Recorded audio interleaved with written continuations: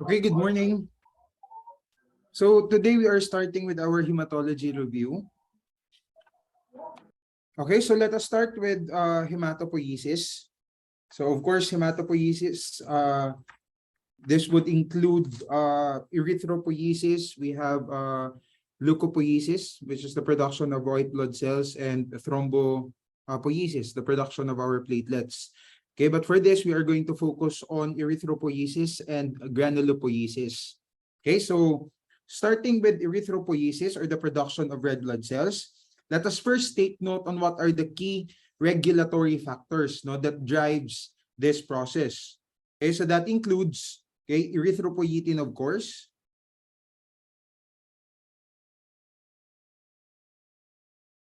Okay, which is produced by the kidneys, and we also have the GM-CSF.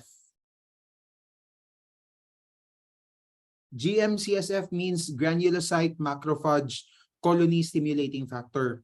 So this is these are the key regulators, or the key regulatory factors for erythropoiesis. Now, the process of erythropoiesis, starting from the burst forming unit, or the BFUE, okay, up until a mature RBC is made, okay, that takes up approximately 18 to 21 days. Okay, so here are the stages for erythropoiesis. So we are starting with pronormoblast. Pronormoblast is otherwise known as rubriblast, different nomenclature. So take note that as the cell matures, the NC ratio is supposed to be decreasing. Okay, so the NC ratio is decreasing. Of course, the cell size is also decreasing.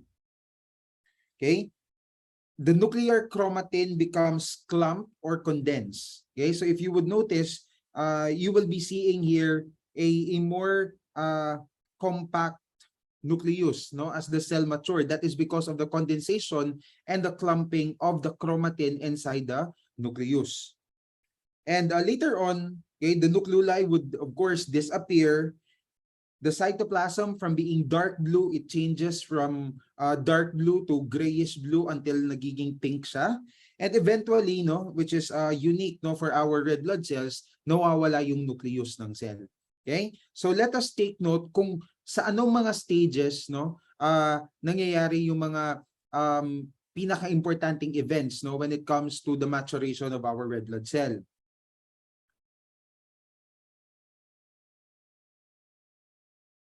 Okay? So take note lang natin that in the pronormoblast stage, this is where the globin production starts.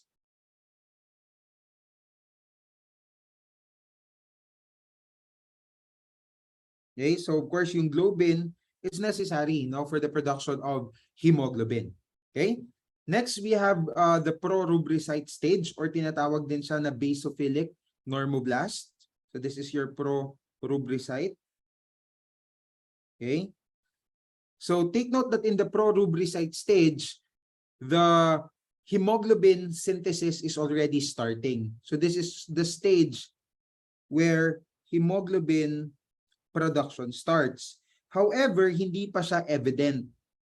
Okay? Hemoglobin production becomes evident, in the polychromatic normoblast or in the rubricite stage. Okay, so this is where hemoglobin, or when hemoglobin becomes evident. And also take note din natin that this is the last stage capable of mitosis.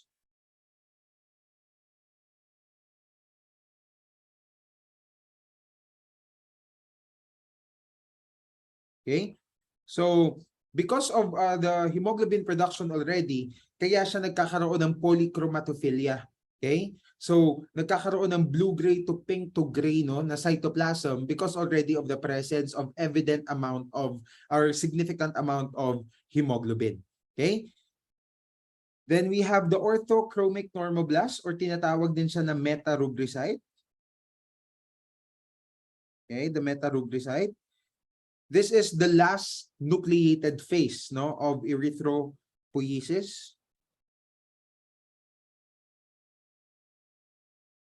Okay, and technically the last phase, no, that is um, strictly, no, should be present in the bone marrow, because as soon as your orthochromic normoblast becomes a reticulocyte, remember that the reticulocyte will only be staying for approximately 1 day, no, in the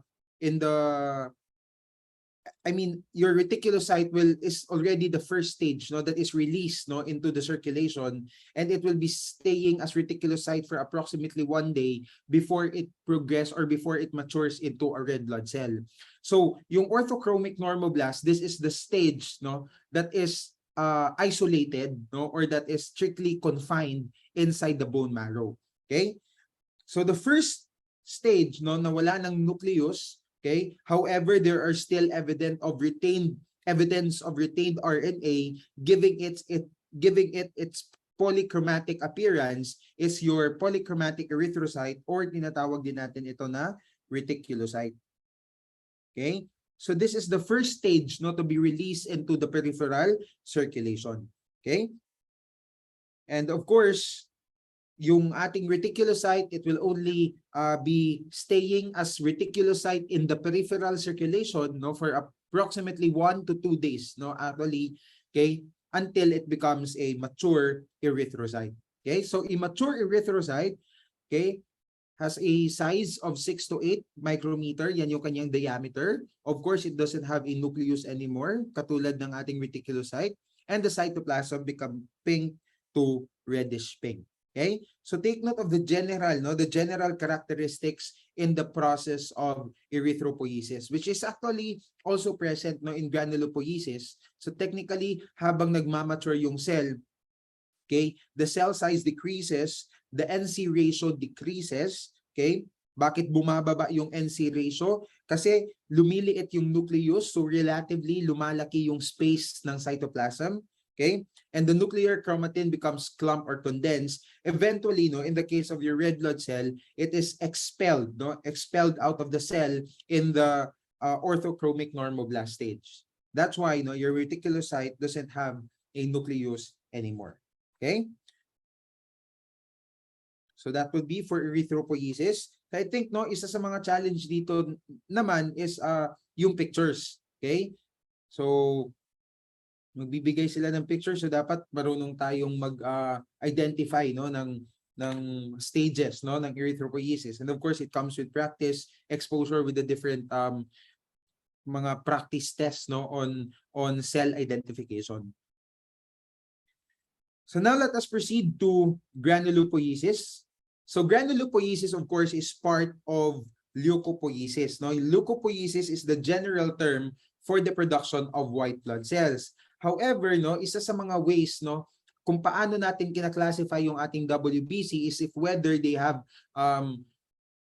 granules o wala. No? So for your granulocytes, no, so that would be the neutrophil, the basophil, and the eosinophil, which basically they have the same stages, no? Pare-pareho yung mga stages of maturation nila. And of course, we have our monocyte and lymphocyte, no? Na iba din yung stages of maturation. Okay? So, now for your granulopoiesis, of course, katulad ng erythrocyte, we have to take note also on what are the key regulators of this process.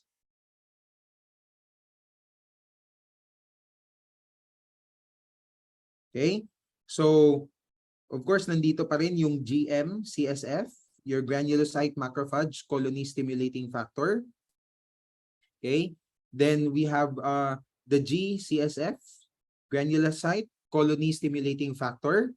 Then, specifically, no, for the maturation of eosinophil, involve yung ating interleukin 5.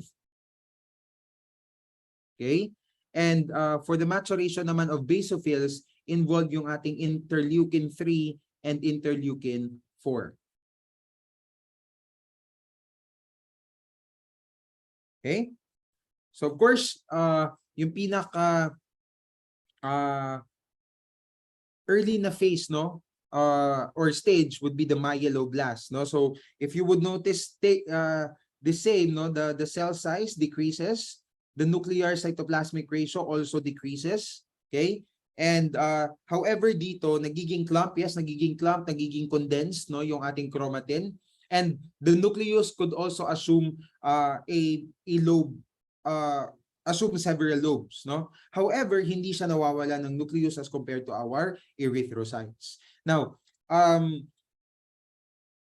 I first encountered, no, this recall question during my exam, and nilagay ko siya dito, no, kasi following my exam, no, may mga exam takers din na nag-mention na tinatanong yung mga CD factors or yung mga CD, no, markers rather, no, yung mga CD markers na nawawala, no, or nag-a-appear, no, during the stages of granulopoiesis. Okay? So, I only mention here kung ano yung mga nawawala, no, in that particular stage, and what are the CD markers that are first appearing in that stage. Okay? So in the myeloblast stage, okay, this is actually the only stage with CD34. Okay? It has CD34, and i-mention ko na lang din yung CD55, because if we are going to compare your myeloblast with other, no, stages in granulopoiesis, yung myeloblast stage yung may pinakamaraming CD55. So it has increased amounts of CD55 in here. Okay? Now, as your myeloblast, no, as your myeloblast matures, okay, into a promyelocyte, okay, ano ba yung nawawala, no? So nagiging negative na siya, nawawala yung CD34. Okay, nawawala yung CD34, tas nagde-decrease yung CD55. Okay? Why am I mentioning this, no? Because in my exam, I was only asked simply, okay, when a myeloblast turns into a promyelocyte, which of the following CD markers is lost? Parang ganon. So, isa lang yung hinahanap doon, no? So, that would be CD34 safely, no? That would be CD34. But a recent passer, okay, told me na she has the same question, okay, pero naka-partner, no? Hindi lang daw siya isa yung sa choices, naka-partner. So hinanap ko, most likely that would be CD55. Okay? Kasi bumababa or nagde-decrease yung level ng CD55 as the myeloblast, no, matures into a promyelocyte. Okay? So, also, your promyelocyte is the first stage, no, wherein nagkakaroon na ng appearance of CD66B. Okay? So CD66B is first appearing in the promyelocyte stage. Okay? Now, for the myelocyte stage, this is the stage wherein it is already morphologically recognizable. Okay? So this is the morphologically recognizable stage. Okay? That means in this stage, we are able to differentiate to whether this particular cell will become what do you call this? Will become a neutrophil, a basophil, or an eosinophil. Okay? So we are able to differentiate as to what type of granulocyte this cell will be. Okay? So that is in the myelocyte stage. Okay? Also another thing, this is the last stage, okay, capable of mitosis.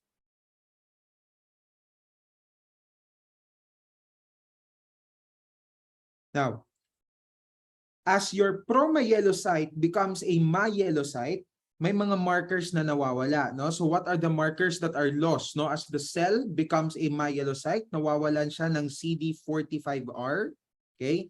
And nawawalan din siya ng CD117, okay? However, this is the first stage where CD11, CD24, and CD66A appears. Okay? Next, we have the metamyelocyte. The metamyelocyte is otherwise known as the juvenile, okay, the juvenile cell. So, the metamyelocyte is the first stage wherein nagkakaroon na siya ng CD16. Okay, so the CD16 marker first appears in the metamyelocyte stage. Next, we have the band or the stab. Okay, the band or the stab. So take note that the stab is the first stage, no? The first stage that is normally found in the peripheral blood. Okay, first stage.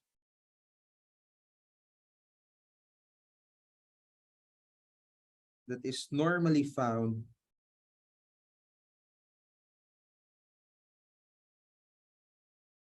in the peripheral circulation.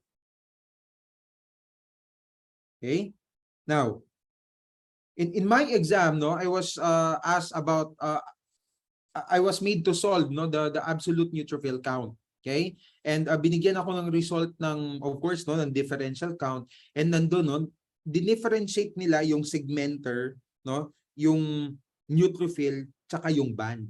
Okay, so I was baffled if whether I will include the band, no, as in solving, no, the absolute neutrophil count, no. However, no, CLSI, okay, based on the CLSI guidelines, no, yung band, because of the difficulty in identifying it, no, it is already counted, no, kinakount na lang din siya as segmenter. So therefore, when you solve for your absolute neutrophil count, you include, no, the count of your stab as a whole, no, together with your neutrophil count. Okay, so i-consider na natin siya as neutrophil yung band. Okay, or yung stab. So again, it is the first stage that is normally found in the peripheral circulation. Now, when the metamyelocyte, no, when a metamyelocyte becomes a band, ano-ano yung mga markers na nawawala, no? These are the markers that are lost. Okay? We have CD18. Okay? We have CD49D, and we have a CD64. Okay? And the markers CD35 and CD87 are first appearing in this stage. And lastly, we have your morphonuclear neutrophil, or tinatawag din natin siya na segmented. Okay, segmented neutrophil. So this is the first stage wherein the markers CD10 and CD14 are appearing. Okay? So nilagay ko dito yung mga CD markers, no, because again, na-notice ko sa AACP exam, ano yan they tend to revolve around the same topics, no. So knowing na lumabas na yung CD34 in my exam and they modified it a bit by adding a partner CD marker, no, so malamang, no, they will be asking also the CD markers with other stages of granulopoiesis. Okay, so itong mga CD markers, I think, no, we already have emphasized this, no, in immunoserology, na itong mga CD markers, they actually aid, diba, in the identification of the cells, especially in if we want to classify or characterize, no, or identify malignancies. Okay, so itong mga CD markers na to, ginagamit yan siya, no, sa immunophenotyping and flow cytometry na technique. Okay? So yan po, no, yung stages ng ating granulopoiesis. Now, I've made here a table, no, on what are the general changes, no, that occur during normal blood cell maturation. Okay? So younger cells, they tend to have fine and delicate nuclear chromatin, and the nuclear chromatin becomes coarse and clump, remember, as the cell matures. The cytoplasm is more basophilic, so dark blue, usually nagiging dark blue yan siya sa mga immature cells, and nagiging from grayish blue, eventually nagiging pink na siya, no, sa mga mature na cells. So that's why, no, it will now take up, no, the acidic dye, which is eosinophil, rather, no. So the cytoplasm is stained by eosin, no, or the acidic, no, component of the dye. Next, the NC ratio becomes lower, no, as the cell mature. That is because the nucleus, no, becomes clump, no, or mas nagiging dense yung nucleus, no, so leaving a wider or a bigger cytoplasmic space or cytoplasmic volume. And of course, no, as the cell matured, the nucleoli must also be absent already and the cell is smaller. And remember, in the case of your RBC, a mature RBC doesn't have a nucleus. Okay? So yan. So usually itong mga characteristics na ito, these are also the same characteristic of malignant cells. Kasi 'di ba yung mga malignant cells, they tend to be they lack differentiation, no? Or yung tinatawag natin na dead differentiation, no? Hindi sila nagmamature. So these are also the same, no, characteristics na evident sa kanila. Okay? So usually, no, pwede din silang magpakita ng mga pictures, no, for you to be able to diagnose, for example, kung ano yung sakit na yun. So at least, no, kung nakikita natin na medyo malaki yung mga nucleus, medyo dark yung cytoplasm, so we are to expect na baka no, it is caused by cancer, no? Sa katunayan, no, one of the recall questions during my sister's exam is cells, no, picture ng cell, no, lumabas sa exam niya, picture ng cell, pero the specimen was CSF, no, and there's a lot of cells daw in that slide and the cells are having large nuclei, no. So sabi ko nga sa kanya, ba't ka ba nag-answer ng normal? Alam mo naman na sa CSF konti nga yung cells doon, lalo na, no, kung meron kang maraming cells na clump pa, no. So most likely it's malignancy, and sabi din niya, no, there's cancer in the choices. Okay? So that would be all, no, for hematopoiesis. Now let us proceed to hemoglobin. Okay? So of course, heme synthesis and globin synthesis are happening, no, in different parts of the cell. So usually the heme synthesis, the parts of the cell, no, that are involved in heme synthesis are your mitochondria. Okay, the mitochondria and the cytoplasm or the cytosol. Okay, or the cytosol. Of course, no, yung globin, considering that this is a protein, of course, this happens in the ribosome. So separately ginagawa sila and later on they will be joined together to form the hemoglobin structure. Okay? So iron absorption and transport. So remember that iron is an essential component of our heme. That's why nga, no, pag nagkakaroon tayo ng iron deficiency and any conditions which prevent, no, the utilization of iron, okay, nagkakaroon ng anemia. So ilang iron atoms ba in each hemoglobin molecule, no? So just to recall, no, the structure of hemoglobin, okay, yung hemoglobin, it is composed of 4 globin chains, no? 4 yan na globin chains, 'di ba? So in each globin chain, meron siyang isang heme group din, no? So sa isang heme group, imagine niyo na lang 'yan. Sa isang heme group, may isang iron attached, no, to 4 pyrrole rings. Yan.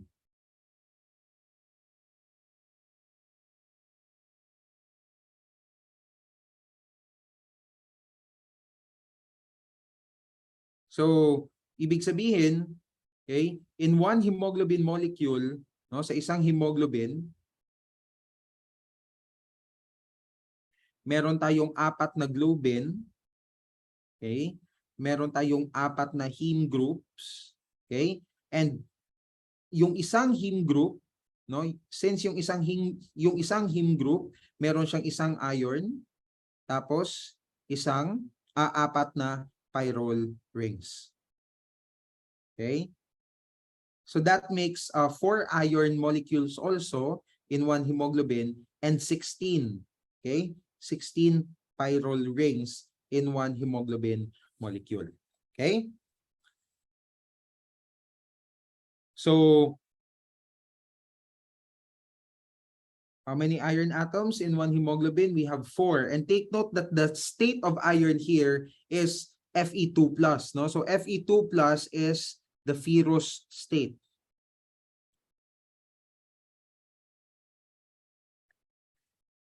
Now the final product, no, in hemoglobin synthesis, technically, no, in heme synthesis before you are going to incorporate iron to it is protoporphyrin. Okay? So as soon as protoporphyrin is formed, no, the final step there for heme synthesis is the attachment of iron to it, which is aided by ferrochelatase. Okay? Then in the insertion of iron, of course, transferrin receptors in the pronormoblast bind iron for incorporation during erythropoiesis. And again, in this insertion of iron, sino yung enzyme na pinaka-importante? We have ferrochelatase. Now, for the globin synthesis, no, for the genetic control, there are the genes, no, that codes for globin synthesis production are found in chromosome 11, okay, and chromosome 16. So in chromosome 11, there's one gene each, no, for the production of epsilon, beta, gamma, and delta chain. So that means in chromosome 11, there are 4 genes, no, that are necessary for globin synthesis. Now in chromosome 16, there are 3 genes because 2 of which, no, is for the production of alpha chain and 1 gene for the production of zeta chain. Okay, so take note sa mga heavy chains na ito, no, only alpha yung may 2 genes necessary. Okay? Now, for the globin chain structure, no, we are going to take note only, no, for the alpha and the beta chains kasi sila lang naman yung chains na nakikita sa ating mature or sa ating adult hemoglobin, the most abundant, which is hemoglobin A. Okay? So yung alpha chains have 141 amino acids, whereas beta chains have 146 amino acids. Okay? So now let's go to the molecular structure of normal hemoglobin. So we have GAWR1, GAWR2, and Portland. Silang tatlo, sila yung tinatawag natin na embryonic hemoglobin.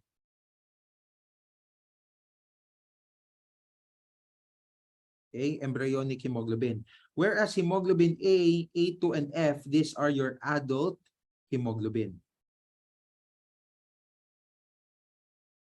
Yan. So si GAWR1, ano ba yung structure niya? No? So it has 2 zeta and 2 epsilon chains.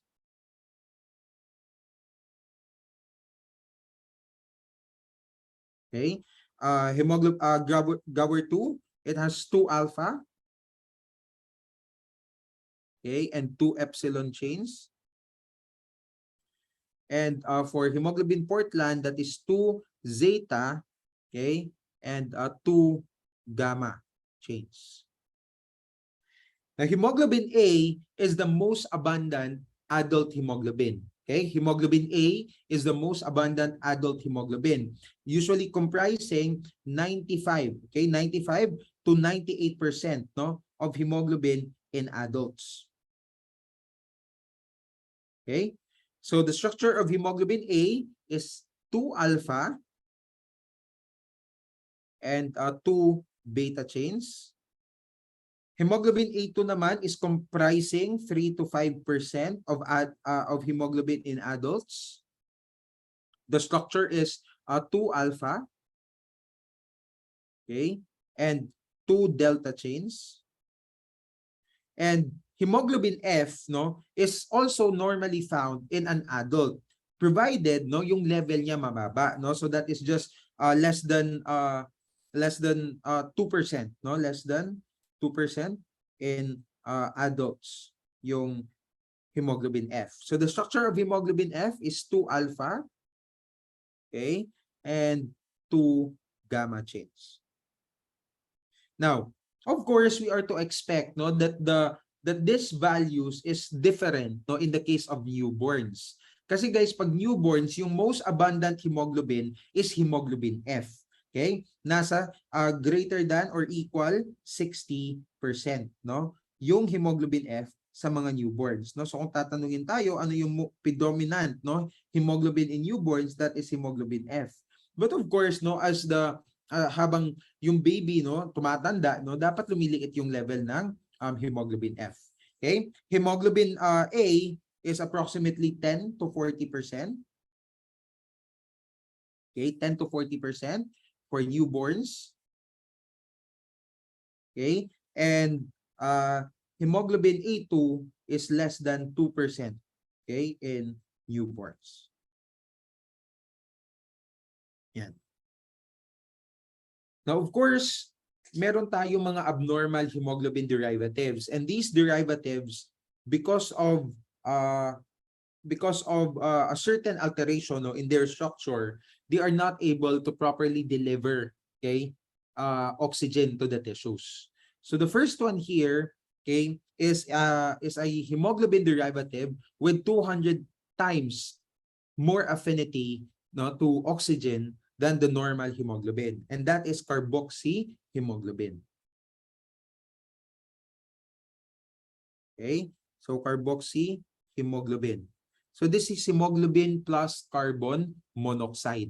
And carbon monoxide, alam naman natin, is a toxic agent, no? And because of that, no, mas pipiliin ng hemoglobin yung carbon monoxide 200 times more than oxygen. Okay? And because of that, hindi na siya nakakapag-deliver ng oxygen to the tissues, and that is the main function of hemoglobin in the body. Next, a hemoglobin derivative wherein the iron is in the ferric state. Okay? It's in the ferric state. So that is met hemoglobin. Okay? And sometimes, no, there is an inherited form of this condition wherein, yun nga, no, characterized siya by having iron, no, in the ferric state. That is hemoglobin M, yung tawag natin doon, pag inherited condition.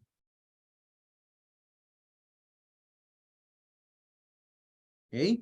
And lastly, no, toxic to humans. Okay, affinity to oxygen is 100 times more than normal, and same thing, no, because of the affinity, no, of this type of hemoglobin to oxygen, hindi niya na nade-deliver yung oxygen sa tissues, and that is sulf hemoglobin. Now, take note that among these abnormal hemoglobin derivatives, your sulf hemoglobin is the one that is irreversible. Okay? This is irreversible. That's why it's highly fatal, no? Yung sulf hemoglobin. Another thing, this is not measured. Okay? Not measured in the cyan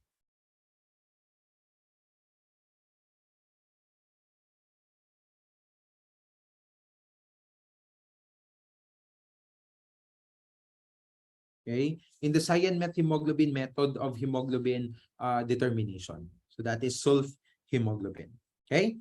So usually, no, pag merong carboxy hemoglobin, I think the color of the blood is cherry red. Diba? The color of the blood is cherry red. So medyo brownish naman yung kulay ng blood if methemoglobin is present. And if sulf hemoglobin is present, the color of blood is mauve lavender. Okay? So ilagay na lang, no? So usually this is cherry red.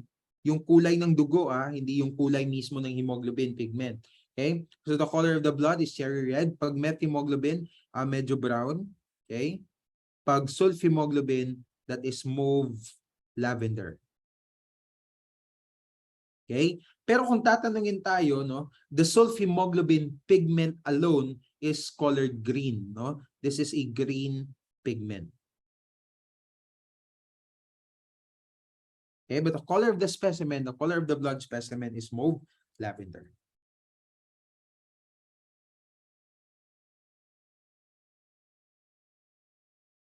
Okay? So now pag-uusapan natin, no, yung oxyhemoglobin dissociation curve.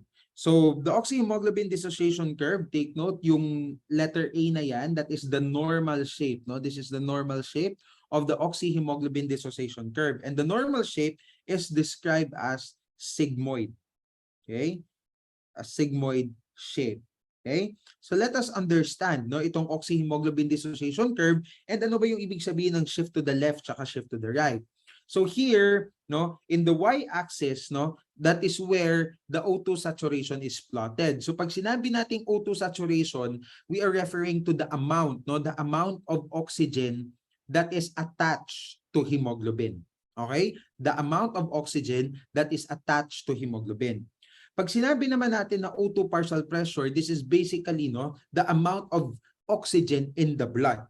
Okay, the amount of oxygen in the blood. So of course we are to expect, no, we are to expect that the amount of oxygen in the blood is most high in if the blood is in the lungs. Kasi kakakuha niya pa lang ng hemoglobin ng oxygen rather. So ibig sabihin yung 100% na O2 partial pressure, okay, which is also giving approximately 100%, okay, oxygen saturation sa ating hemoglobin is found in the lungs. Okay?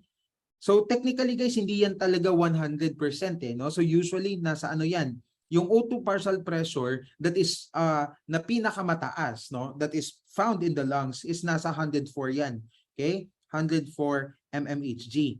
So sa ganitong level, no, i-graph natin siya pataas, okay? Sa ganitong level hanggang diyan sa red na line, pag ganyan, okay? That would give hindi din 100%.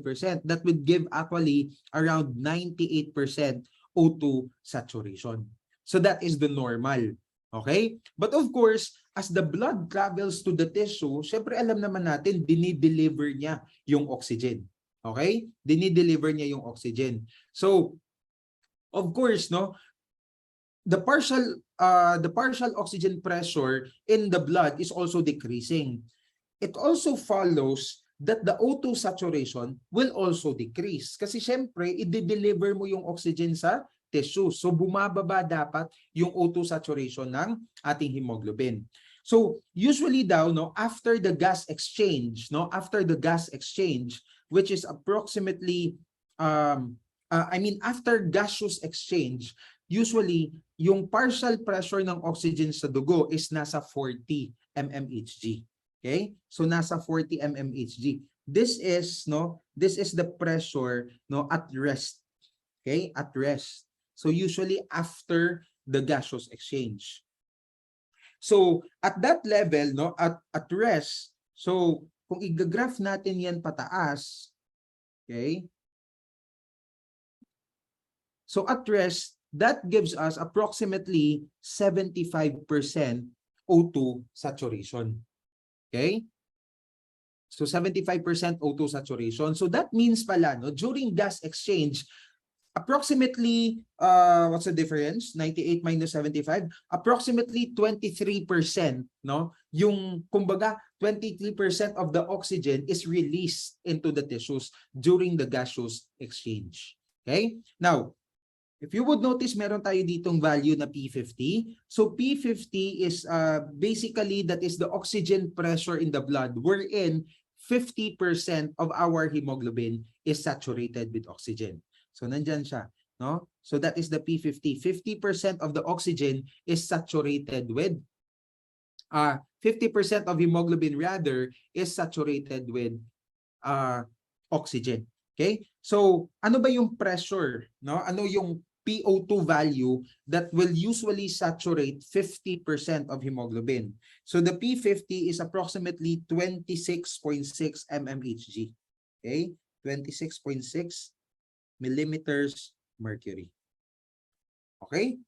Now, so take note, i-review ko siya ulit, no? So in the lungs, usually the partial oxygen pressure is nasa 104 mmHg.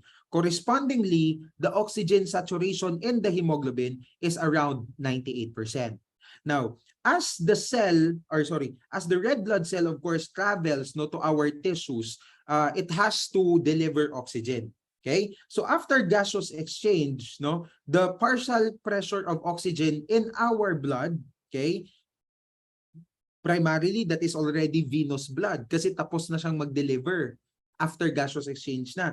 So that is 40, mmHg. Okay? So at 40 mmHg, approximately the oxygen saturation of our hemoglobin is 75%. Okay? Now, C here is shift to the right and B here is shift to the left. Okay? So uunahin muna natin yung shift to the right kasi usually yan yung normal na nangyayari. Okay? Yung shift to the right. Okay? So shift to the right is the C.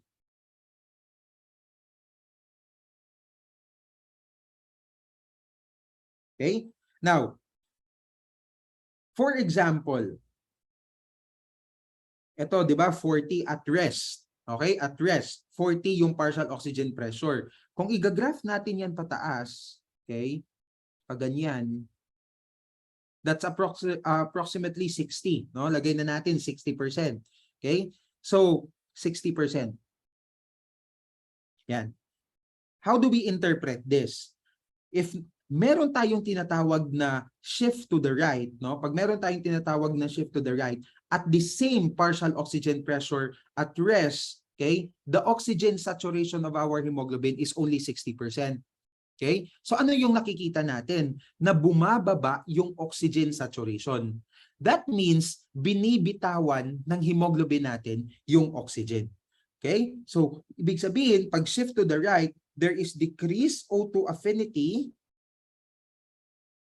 okay, to hemoglobin, and as a result, there is increased O2 delivery to the tissues.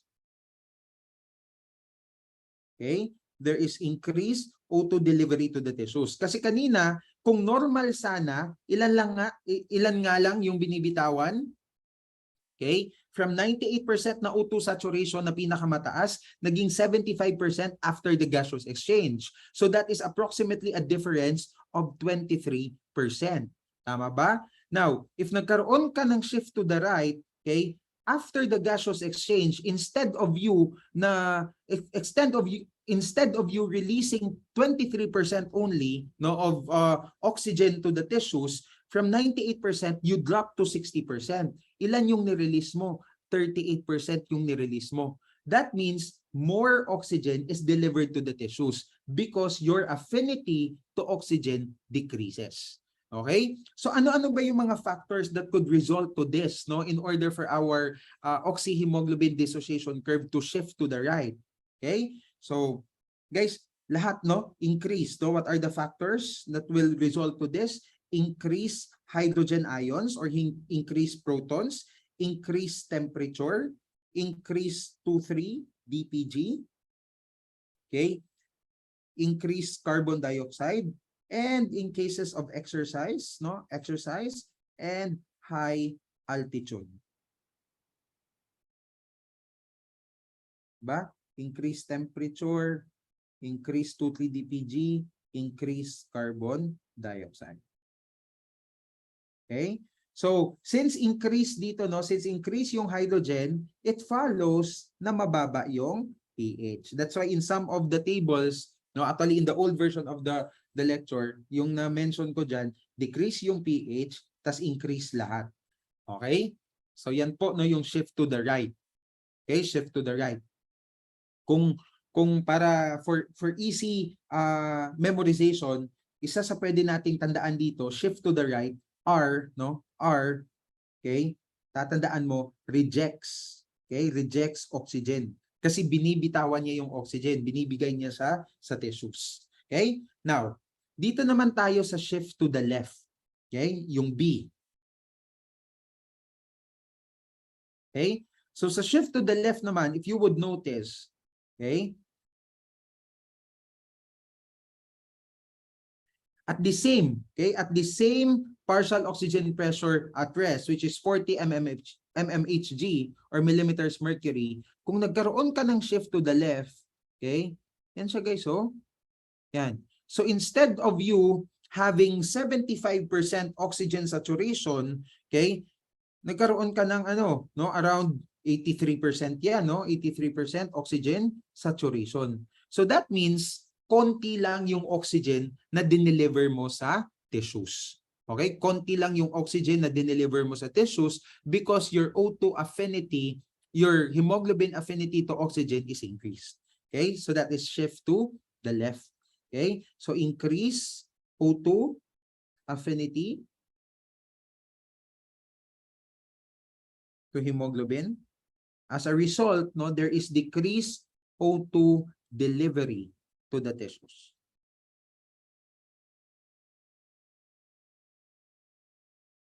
Yan. Okay? Kasi dito, sa shift to the left,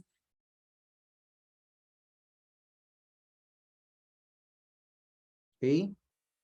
So nasa, lagay na natin 83%. Oh, sige. 83%. So from 98 naging 83, ilan lang yung binitawan mo? 15% lang instead of you normally giving off 23%. So 15% lang yung give out mo sa tissues. So decrease yung O2 na na-deliver sa tissues. Okay? That is shift to the left. Okay? So what are the factors? Of course, the exact opposite of the factors resulting to shift to the right, no? So decrease yung hydrogen ions. So that means increase yung pH, okay? Decrease yung temperature, decrease yung 2,3-DPG, okay? Decrease yung carbon dioxide, okay? And of course, no, presence of abnormal hemoglobin, okay? Abnormal hemoglobin with high O2 affinity.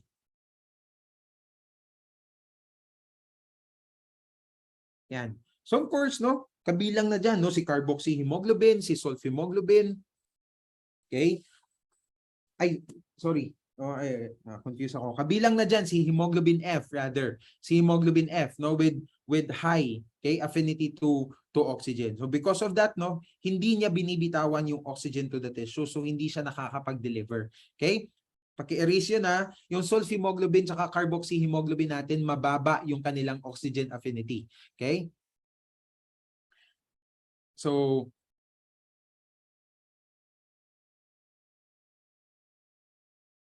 wait.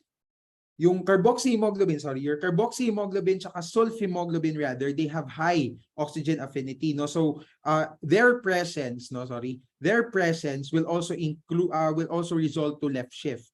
Ganun din guys, no? Ganun din yung ating hemoglobin F, no? So, yan. So because of that, they are also not able to deliver oxygen to the tissues, okay? Because masyado nila itong mahal, no? So tatandaan natin sa left shift, okay?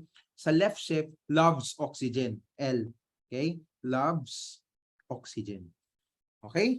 So take note, abnormal hemoglobin such as carboxyhemoglobin, sulfhemoglobin, hemoglobin F, no, because of their high oxygen affinity, they are not able to deliver, no, oxygen to the tissues, no? So decrease yung oxygen delivery rather.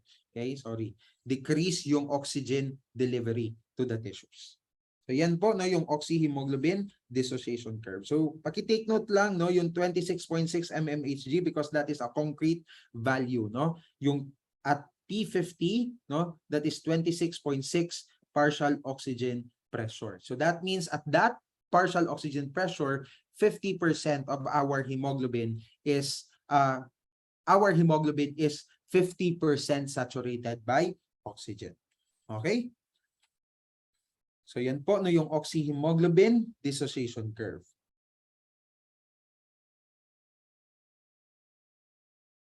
Now, let us proceed to hemoglobin electrophoresis.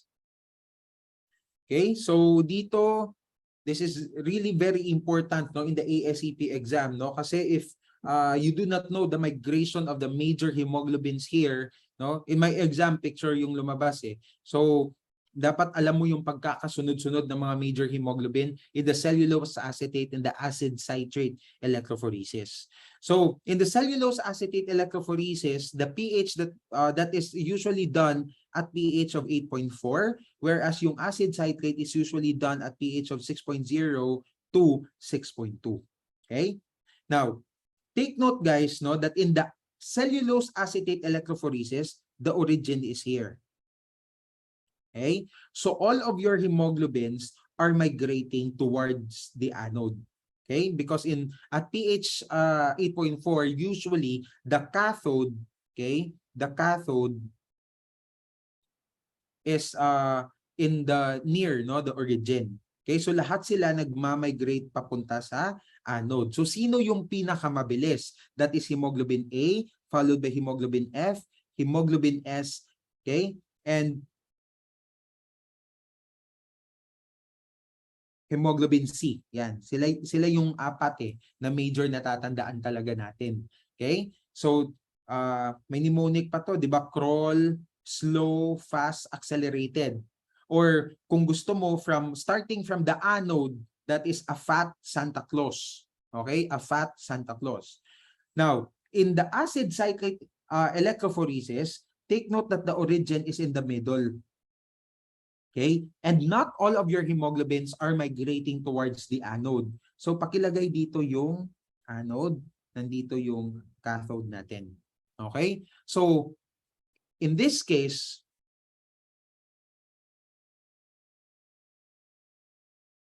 okay? In this case, yung migration naman ng hemoglobin natin is yung ating hemoglobin A and F, okay, they are migrating towards the cathode, no? So that is hemoglobin A and F.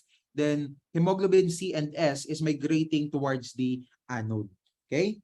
So tatandaan mo lang si SFA tapos si SAF, no? Kasi si A lang naman tsaka si F yung ano, yung nag-interchange. Okay? So si SFA tsaka si SAF, tas lagay mo yung plus sa gitna.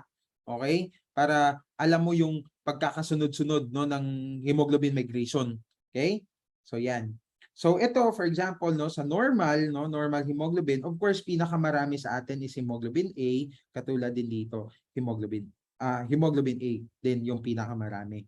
Then meron tayong konting hemoglobin A2, 'di ba? Yan. Now, minsan magbibigay sila yan ng ng isang pattern. Example, bibigyan ka ng isang pattern, lalagyan ka kung anong sakit yan.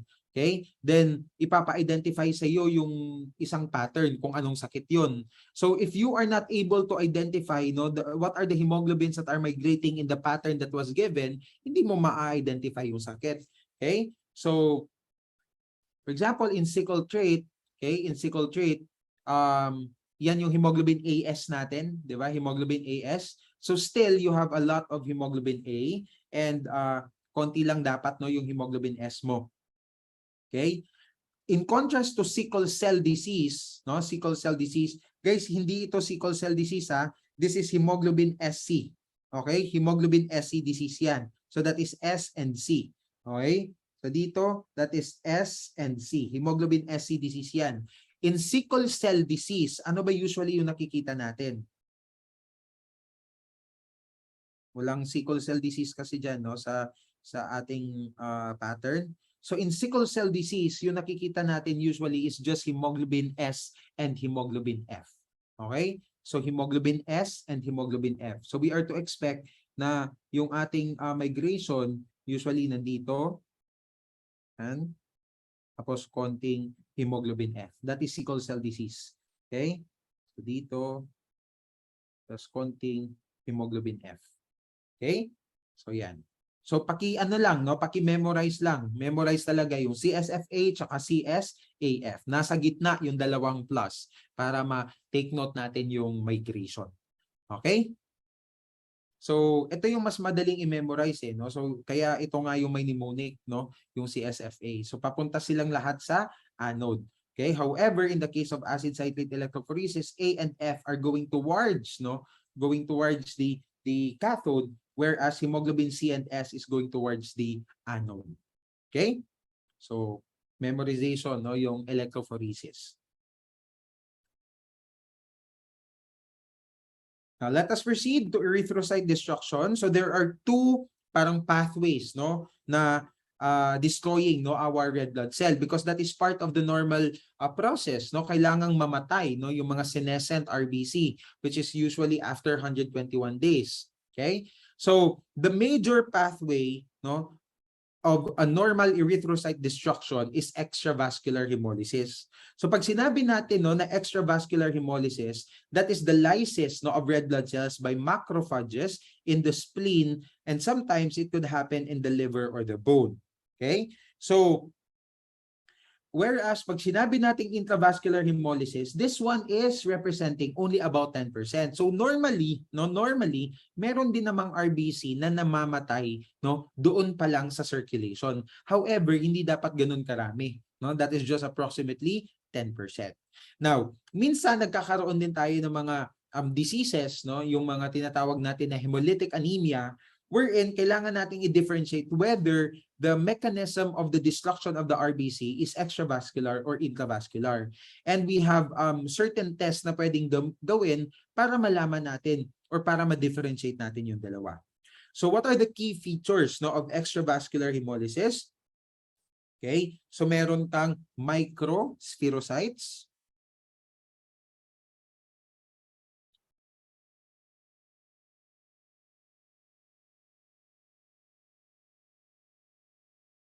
Okay? Then, increase yung lactate dehydrogenase kasi basta hemolytic anemia, no? Pag merong hemolytic anemia, increase talaga yung LD because you have a lot of LD in your RBC. Okay? Normal to decrease haptoglobin. Okay? Increase yung ating bilirubin 1. Okay? And of course, it already follows na increase din yung total bilirubin, di ba? And increase yung urine and fecal urobilinogen.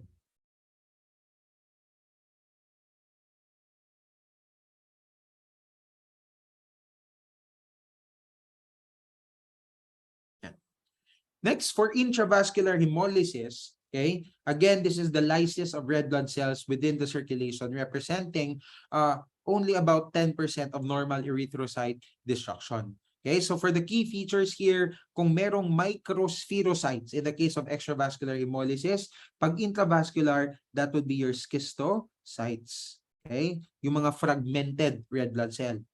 The same thing, no, increase din yung lactate dehydrogenase, but this time we are sure that the haptoglobin here is decreased.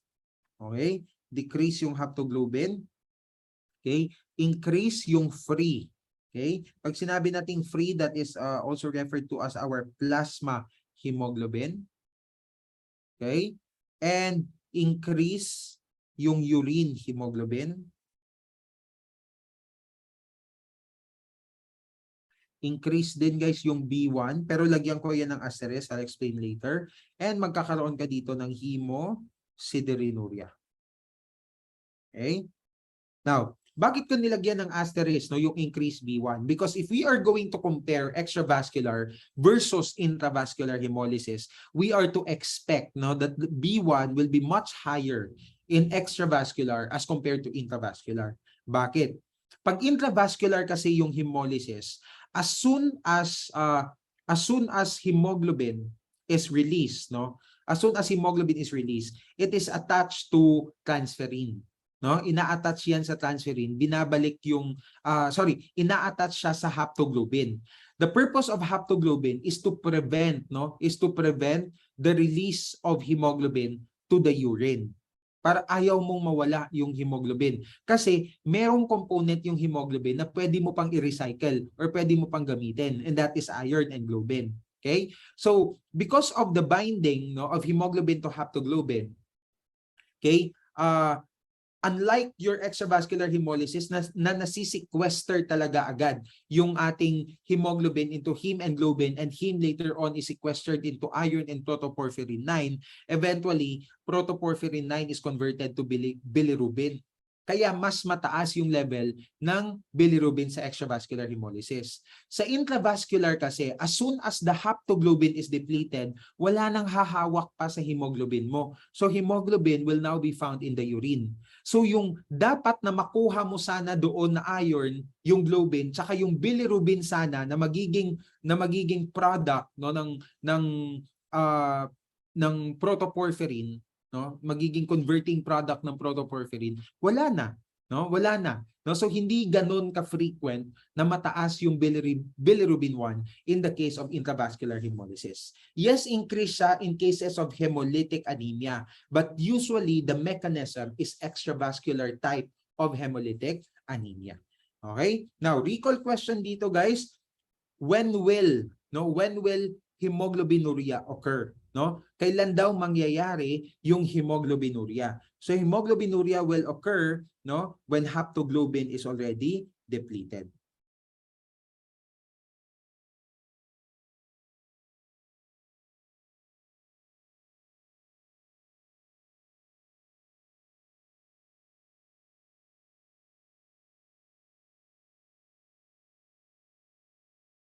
Okay?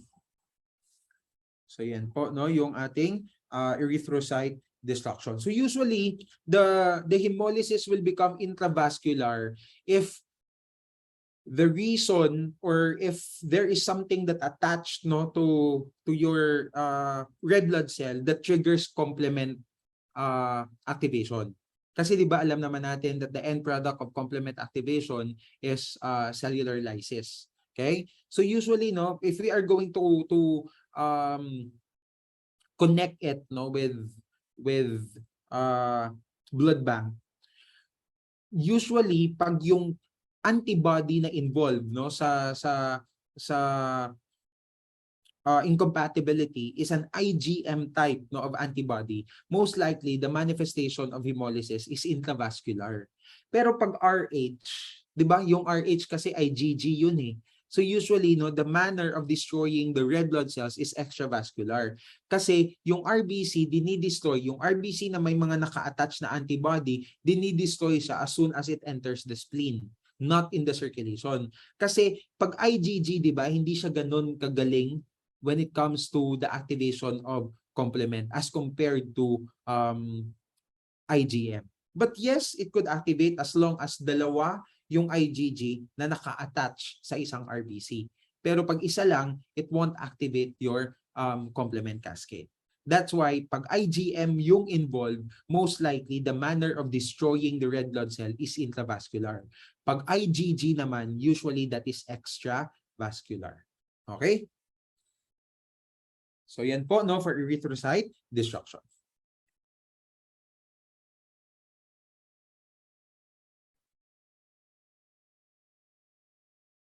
Okay, so let us now continue to the different diseases of erythrocytes. No, so we have here a morphologic classification of anemia. No, but before we go into this, okay, let me first give you a diagram. No, usually in classifying no, or in differentiating okay the pathophysiology okay of anemia.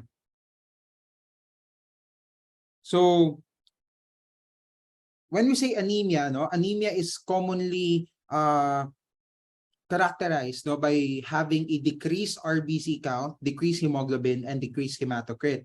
However, it is not true all the time because there are types of anemia wherein red blood cell count is actually increased. Okay, and sometimes no, it actually depends on the severity of anemia if whether red blood cells no will be decreased and if whether hemoglobin or hematocrit will also be decreased. Now, anyway, no, for the mechanism of why anemia is existing, okay, this could be due to an increase in blood loss.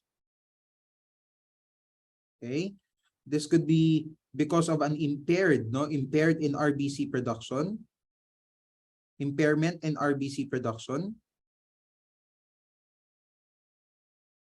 or because there is increased red blood cell destruction. Okay? So in order for us to be able to differentiate kung sino sa kanilang tatlo yung nagkukos ng anemia, the test that is most useful is absolute reticulocyte count. Okay? So for example, if the patient has anemia, okay, as shown of course by the CBC result, if we want to identify whether yung cause ba ng anemia niya is because hindi siya nakakapag-produce ng RBC or increase lang talaga yung pagkakawala no, or there is excessive RBC loss. So the most useful test again, okay, is absolute neutrophil count. Okay? Absolute neutrophil count. So if after doing the absolute neutrophil count and let's say you found out no that there is a decrease or normal value decrease or normal value of reticulocyte, okay, that means the bone marrow is not responding to the decrease in RBC, and maybe the reason why you have decreased amount of RBC is because there is ineffective, okay, because there is ineffective RBC production.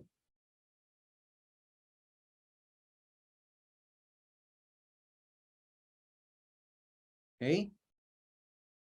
So yeah, no, if your absolute neutrophil count result is decreased or normal, that means your bone marrow is not responding to anemia. And maybe that is really the reason why you have anemia, because your bone marrow is not producing significant amount of red blood cell. Okay? So usually, no, pag ganito, pag ineffective RBC production, usually yung next na test na yung next na binabasehan is the MCV. Okay? Kasi dito natin i-classify as to whether microcytic, okay, normocytic, or macrocytic yung anemia. Okay? Now, if your absolute neutrophil count, no, is found to be increased, okay, in the presence of anemia, that means, okay, increase, no, yung absolute neutrophil count mo, that means there is excessive, okay, excessive red blood cell loss. Okay? So ito yung reason kung bakit nagkaroon ka ng anemia. Now, bakit ka nagkakaroon ng excessive RBC loss? So this could be because of hemorrhage, okay? Hemorrhage or acute blood loss, or it could be hemolytic in nature. Okay? Hemolytic, no? So nasisira yung red blood cell mo. Now, if that is hemolytic, nade-divide din yan sa dalawa. Kung ano yung reason kung bakit naglalais yung red blood cells mo, no? Maybe the problem is inherent, no, to your red blood cell. Ibig sabihin intrinsic yung problema sa RBC natin, such as membrane defects. Okay, membrane defects such as enzyme deficiencies.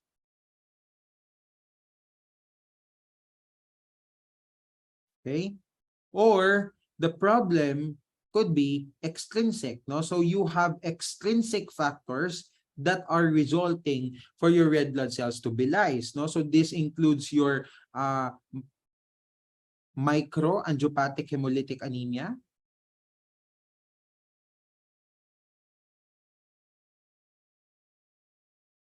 Yan, microangiopathic hemolytic anemia. Then meron din tayong tinatawag na macroangiopathic hemolytic anemia. So pag sinabi nating angiopathic hemolytic anemia, that means your red blood cells are destroyed, no, while it is in your blood vessel. Kaya angiopathic. Okay? Then pwede din guys yung mga infectious agents, no, such as malaria, for example. Okay? And certain drugs and chemicals. Yan. Okay? So usually that's how we classify, 'di ba? Anemia. Okay? So, syempre no, yung pinaka-initial test talaga is CBC kasi yun lang naman doon naman nagsa-start yung lahat 'di ba? And if knowing that the patient has anemia, yung pinaka-useful na test para malaman natin on what is the mechanism why the patient has anemia, okay, is absolute neutrophil count. If the absolute neutrophil count is decreased or normal, that means the bone marrow is not responding to anemia. Okay? And maybe no, the reason why you have anemia is because of ineffective red blood cell production. So usually if that is the reason, no, okay? If that is the reason for anemia, ineffective RBC production, the next no or the reflex test natin is MCV or chine-check natin yung MCV for us to be able to classify whether it's micro, normo, or macro. Okay? Now, if your absolute neutrophil count is found to be increased, that means your bone marrow is responding, no, to anemia. So wala kang problema sa production, no? There's no problem in the production of your red blood cell. It's just that there is excessive RBC loss. Now, meron tayong dalawang mechanism kung bakit ka nawawala ng red blood cell. Either nawawala siya because of hemorrhage or acute blood loss, or dahil nasisira sila because of hemolytic process. Now, your red blood cells no will be hemolyzed because of a problem no that is already inside or inherent to your RBC, such as membrane defects and enzyme deficiencies, or because of extrinsic or external factors that destroys your RBC, such as presence of clots along the way or small vessels no seen in micro and macroangiopathic hemolytic anemia, whether if it is infected no by malaria, for example, and presence of drugs and chemicals. Okay? So yan po no yung ating anemia. Okay? So dito, no, we are of course to focus on the classification of anemia according to its MCV. Okay, so we have the microcytic, the macrocytic, and the normocytic anemia. So I will be emphasizing, of course, yung microcytic and macrocytic. Okay, I noticed it in my exam. It's very important na alam mo yung mga laboratory findings sa mga type ng anemia na ito. Kasi in my exam, I have 2 to 3 questions na binigyan ako ng CBC result and pinapadiagnose kung anong anemia yon. Okay? So, for microcytic, we have here iron deficiency anemia, we have thalassemia, sideroblastic anemia, and lead poisoning is actually a type, no, of sideroblastic anemia because mainly they have the same results, and we have anemia of chronic inflammation or chronic disease. For macrocytic anemia is characterized by increased mean cell volume. Ito, characterized by decreased mean cell volume. Okay? We have two classification. We have megaloblastic and non-megaloblastic. If the reason for the anemia is because of deficiency of either vitamin B12 or folate, then that is megaloblastic anemia. Non-megaloblastic is result of alcoholism, liver disease, and hemolytic anemia. Then for normocytic, no, that means normal dito yung MCV mo. Okay? So nandito yung mga hereditary hemolytic anemia natin. So that would be hereditary elliptocytosis and hereditary spherocytosis, for example. No, I'm going to emphasize that later. We have immune hemolytic anemia, okay, autoimmune hemolytic anemia, malaria, hypoproliferative states, okay, acute hemorrhage, hemoglobinopathies, and systemic disorders. Okay, so first let us differentiate, okay, yung ating mga microcytic anemia. Okay, microcytic anemia. So to start with, we have here iron deficiency anemia. So ano ba yung etiology or ano ba yung mga possible causes bakit nagkakaroon ng iron deficiency? So usually yung iron deficiency acquired yung mga causes niya. Okay? Acquired. So what are the possible etiologies? Okay, of iron deficiency anemia. So it could be because there is excessive iron loss, no, excessive loss of iron. Number 2, there is increased no iron requirement.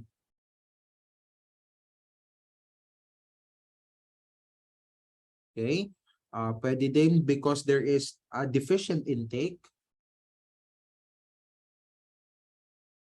Okay, deficient iron intake. And number 4, pwedeng defective yung iron absorption mo.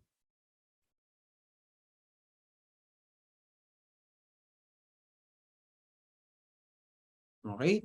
So, your iron deficiency, no, of course, no, kanina I've emphasized that iron is a major constituent of our hemoglobin. And of course, other enzymes also in the body, no, because it could also function as a cofactor, no, for other enzymes. And iron deficiencies, severity is different because it actually develop in stages. Okay? And sa mga iba't ibang iba't ibang stage, no, mayroong characteristic feature. For example, if you already have severe iron deficiency, doon ka na usually nagkakaroon ng pika tsaka koilonychia. Okay? Yung spooning of the nails, 'di ba? And yung unexplainable, no? Parang unexplainable appetite, no, for non-food na mga objects, kumbaga. Okay? Pika tsaka koilonychia. Now, what are the findings? Ito yung pinaka-importante. Notice, importante yung laboratory findings. Okay? So, in the peripheral blood, there is microcytosis and hypochromia. So, that means decrease yung MCV mo, decrease yung MCHC mo. And, of course, your MCHC is also decreased. Okay? So, there's anisocytosis, poikilocytosis, and thrombocytosis. So, anisocytosis, no, yung pwedeng evidence natin dito, increase yung RDW mo, 'di ba? Increase yung RDW mo. Then you have thrombocytosis and you have poikilocytosis. So usually the characteristic cell, no, or the characteristic poikilocyte, no, that is associated with iron deficiency anemia are your pencil cells, no, pencil cells, or tinatawag din siyang elliptocytes. Okay? Also, expect din tayo na makakakita tayo dito guys ng target cells. Okay? In iron deficiency anemia. Okay? Now, the bone marrow will exhibit mild erythroid hyperplasia, and of course, there will be decreased iron stores kasi nga meron kang iron deficiency. Now, for the chemistry findings, okay, for the chemistry findings, your ZPP is zinc protoporphyrin.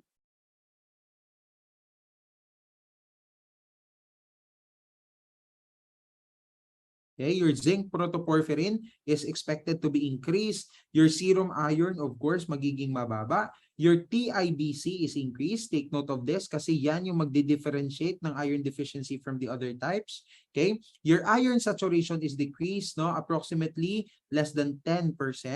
Okay, your ferritin is also decreased because that resembles or that is reflecting your iron store. And your SSTR is increased. No, SSTR means serum soluble transferrin receptor.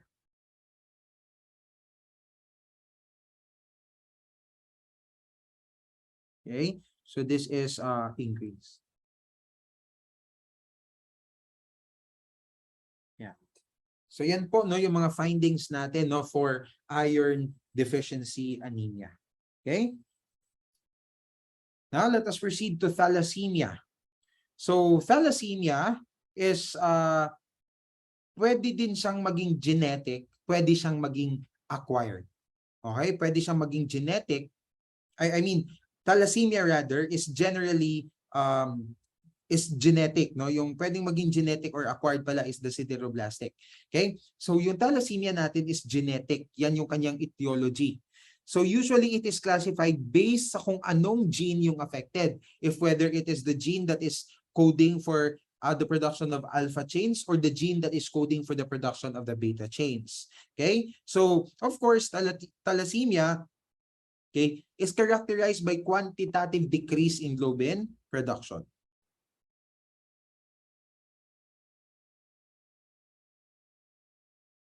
Okay? Quantitative decrease in globin production.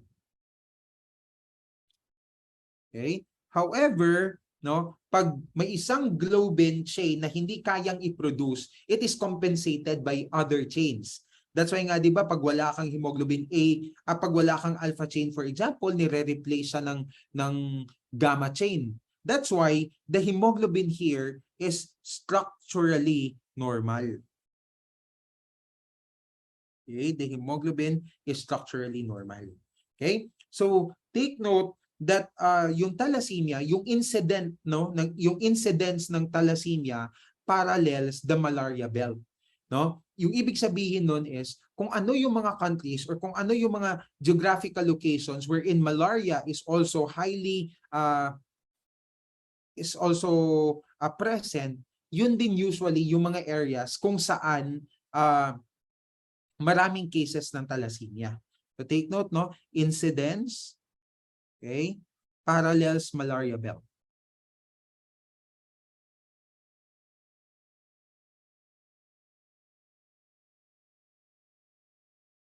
Yan. Okay? So dito meron tayong dalawa. We have alpha thalassemia and beta thalassemia. Pag alpha, decrease yung production ng alpha chains. Pag beta thalassemia, decrease yung production ng beta chains. No? So first, okay, i-classify muna natin itong alpha thalassemia tsaka beta thalassemia natin. Okay? So first, we have alpha. Okay? Alpha thalassemia.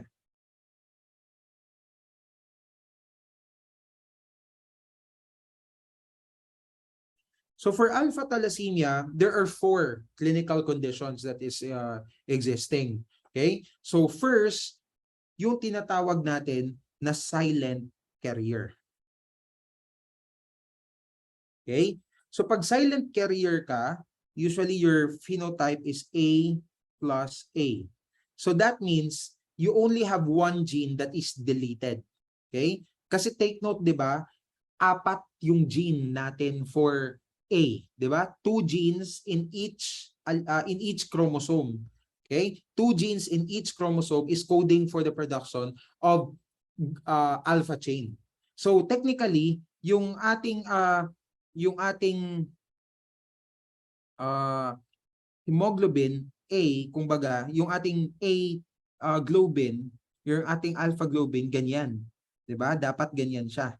Okay? Normally. But in the case of your silent carrier, 1 is deleted.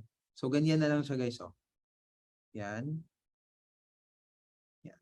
So pag merong deleted na portion or pag decrease yung production, A plus yung ginagamit na symbol. Okay? So that is your silent carrier. So only one gene is deleted. And considering that both alleles are not the same, no, the mixture of the alleles are not the same. So this is a heterozygous condition.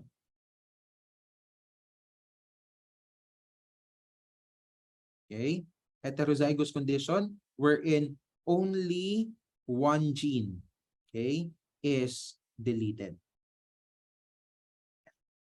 Okay? Next, we have alpha, okay, alpha thalassemia minor.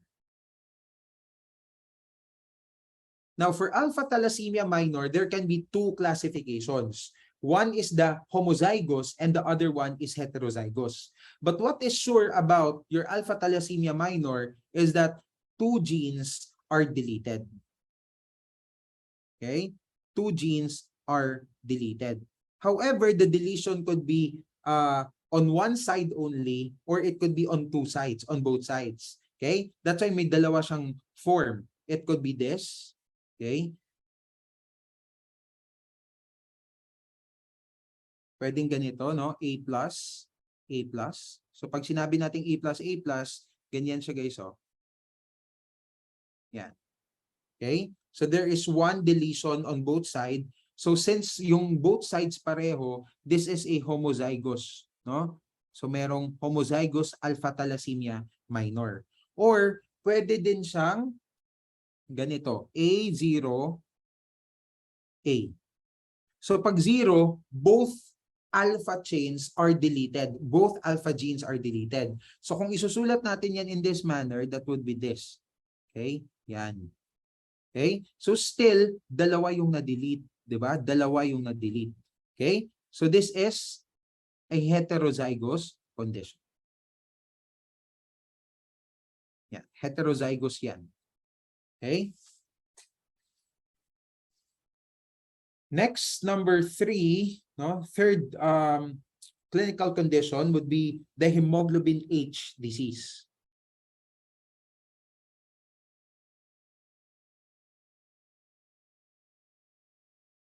Okay? So pag hemoglobin H disease, 3 genes were deleted.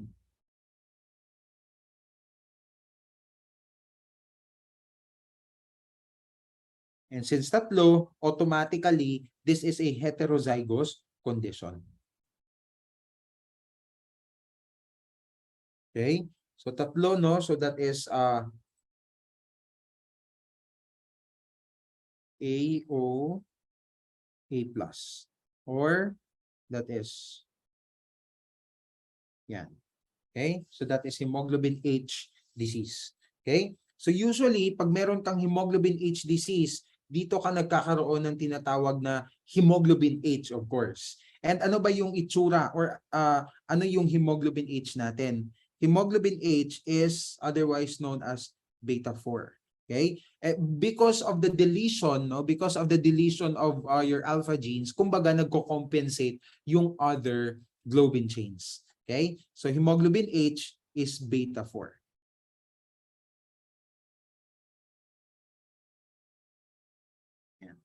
Okay? And last is the BARTs, no? The BARTs hydrops fetalis.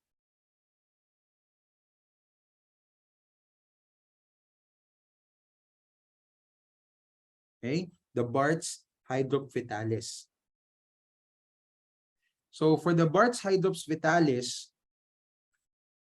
4 of your genes or all of your genes are deleted. Okay? So of course, automatically, this is homozygous. Okay? So that would be AO, AO, or ganyan na siya guys. Wala ka ng alpha chain. Okay? So, because of that, again, magko-compensate yung mga other chains. So, magkakaroon ka dito ng tinatawag natin na BARTs, no? Magkakaroon ka dito ng BARTs hemoglobin. Okay? And yung BARTs hemoglobin is gamma 4. Okay? So, yan po no yung ating alpha thalassemia. So there are 4 clinical conditions. The clinical conditions are the silent carrier, wherein only one gene is deleted. We have alpha thalassemia minor, which could be homozygous or heterozygous. We have hemoglobin H disease, wherein 3 genes are deleted, and there is presence of hemoglobin H, which is composed of 4 beta chains. And we have Bart's hydrops vitalis, wherein all or 4 of the genes are deleted, which is and this is homozygous condition. And because of that, okay, the globin chains are replaced by the alpha chains are replaced by gamma chains, forming your Bart's hemoglobin. And of course, alam naman natin no, that your hemoglobin H and Bart's hemoglobin, they are not able to deliver oxygen. No? So these are fatal conditions. Sa katunayan, yung Bart's hemoglobin is incompatible with life. Okay? So yan po no, yung ating alpha thalassemia. Now let's proceed to beta thalassemia. Now, for beta thalassemia naman, remember na isa lang, no? Isa lang yung gene, no, na nagko-code for the beta chain production. Okay? However, that particular gene could be defective, resulting to a decrease in the beta chain production. So dito, dalawa lang yung ating clinical conditions. One is the homozygous, okay, beta thalassemia, and the other one is the heterozygous beta thalassemia. So that is a difference on the mix no of the genes, no. So pwede kang magkaroon ng BOBO or pwedeng B+, B+. Okay? So anong ibig sabihin nito? Pag BOBO, there is no production of beta chain. Pag B+, B+, there is marked decrease in the production of beta chain. Bakit merong marked decrease? Because both beta genes are affected. No, both beta genes are affected. Okay? So this is your homozygous, okay, beta thalassemia, or yung tinatawag din na major, okay? Or yung tinatawag din na beta thalassemia major. Okay? So there is marked decrease or no production of beta chains.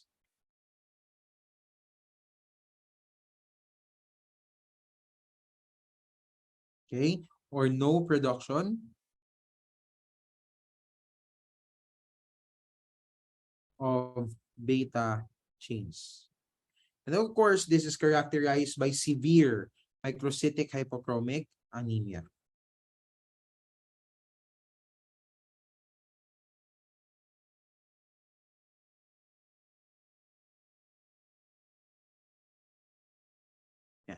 Okay, then we have the heterozygous. There are 3 possible genotype for that. Pwedeng BO, B+, pwedeng BO, B, and pwedeng B+, B. Okay, so these are the 3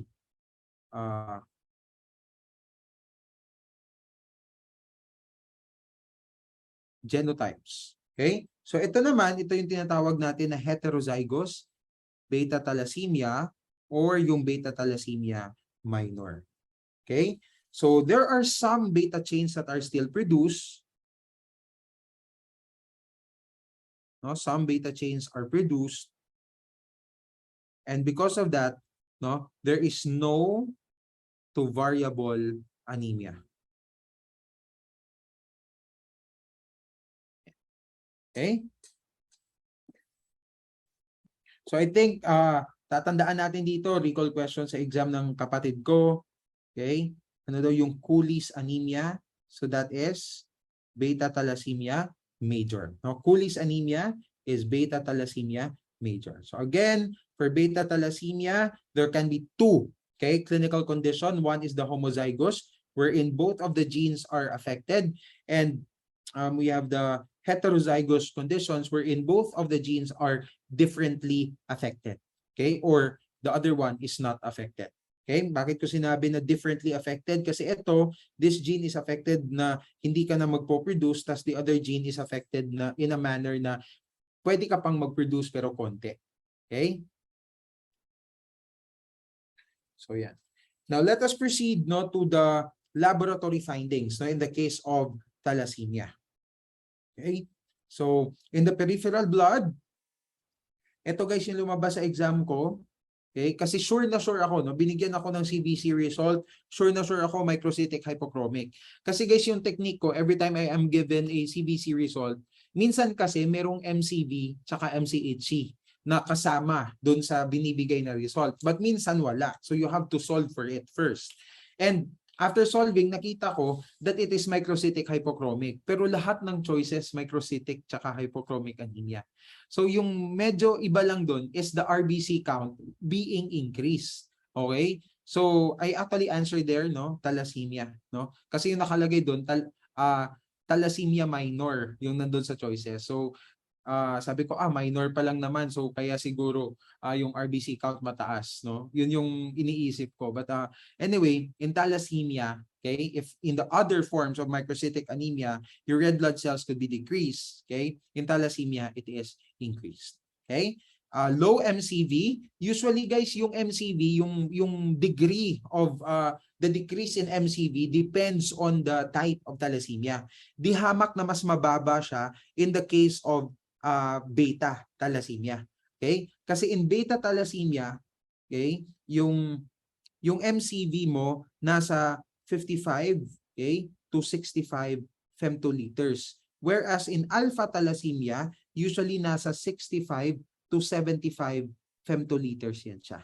Okay? So there's low hematocrit and hemoglobin. There is presence of anisocytosis, poikilocytosis, nucleated red blood cells, basophilic stippling, polychromasia, and target cells. Other findings, there is massive bone marrow expansion, and because of this, pwede kang magkaroon ng bone changes and skeletal deformities. Okay? And skeletal deformities.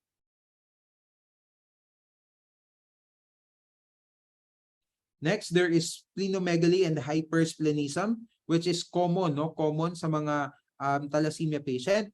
And if the patient is a transfusion-dependent patient, okay, prone din siya sa iron overload, no?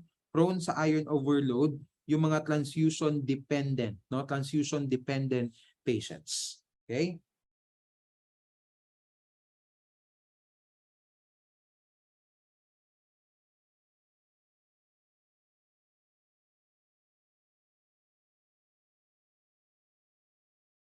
Yeah. Okay? Next, let us proceed to sideroblastic anemia. Okay? So if yung iron deficiency is strictly acquired and yung thalassemia is strictly genetic or hereditary, yung sideroblastic anemia could be acquired, it could be inherited also. Okay? It's acquired, it could be inherited. Okay? So for the acquired causes of sideroblastic anemia, okay? So pwedeng this is due to, okay, pwedeng dahil sa myelodysplastic syndromes.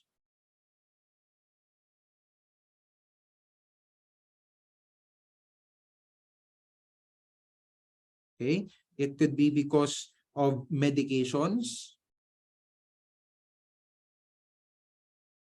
It could be because of irradiation.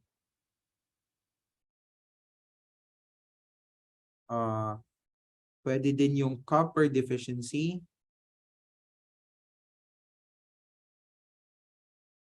And dagdag na din natin yung alcohol abuse. Yan. These are for the acquired causes. Now for if it is inherited, so usually it is inherited as an X-linked, okay, condition. pag if inherited siya.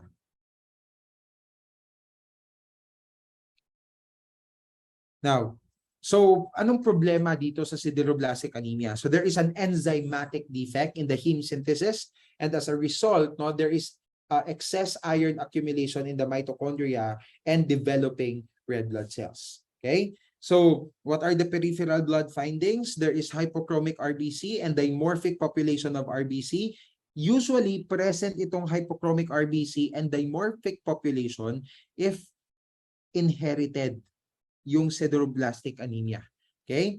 Then there's basophilic stippling and Pappenheimer bodies, no? So usually pag inherited, hypochromic yung RBC tapos dimorphic yung population ng RBC. Dimorphic, meron tayong microcytic, okay? And there can be normal forms, okay? But in the case of the acquired ones, usually macrocytic. No? Pag acquired, usually macrocytic.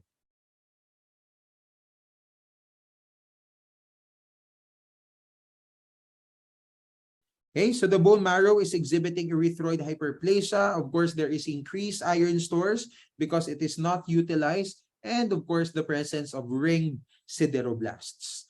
For chemistry, okay, serum iron is expected to be increased. TIBC is low.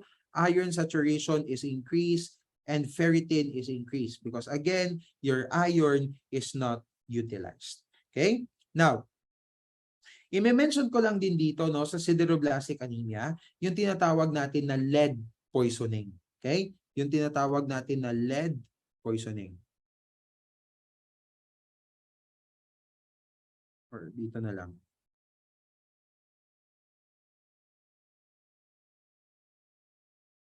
Kasi ano siya yung lead poisoning, parang subtype na lang din siya ng sideroblastic, no? Kasi the findings are the same, no, with sideroblastic anemia.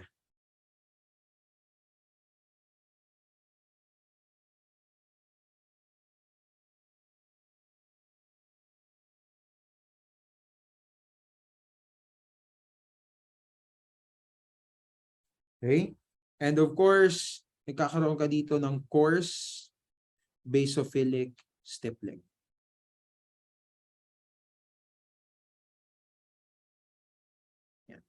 Okay? So, guys, bakit yung lead poisoning nagko-cause ng sideroblastic form of anemia? Because lead inhibits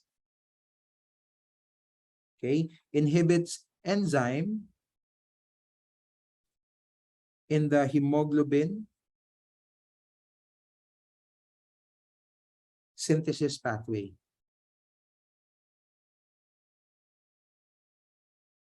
And isa lang sa mga enzyme na ini-inhibit niya, which is the most important enzyme para madugtong mo yung iron doon sa protoporphyrin 9 is ferrochelatase. Actually, nag-i-inhibit din ito ng HALA synthase. Okay? Yung lead poisoning. Okay? And we're down to our last classification of microcytic anemia. We have anemia of chronic inflammation. So this is a common cause of anemia in hospitalized patients.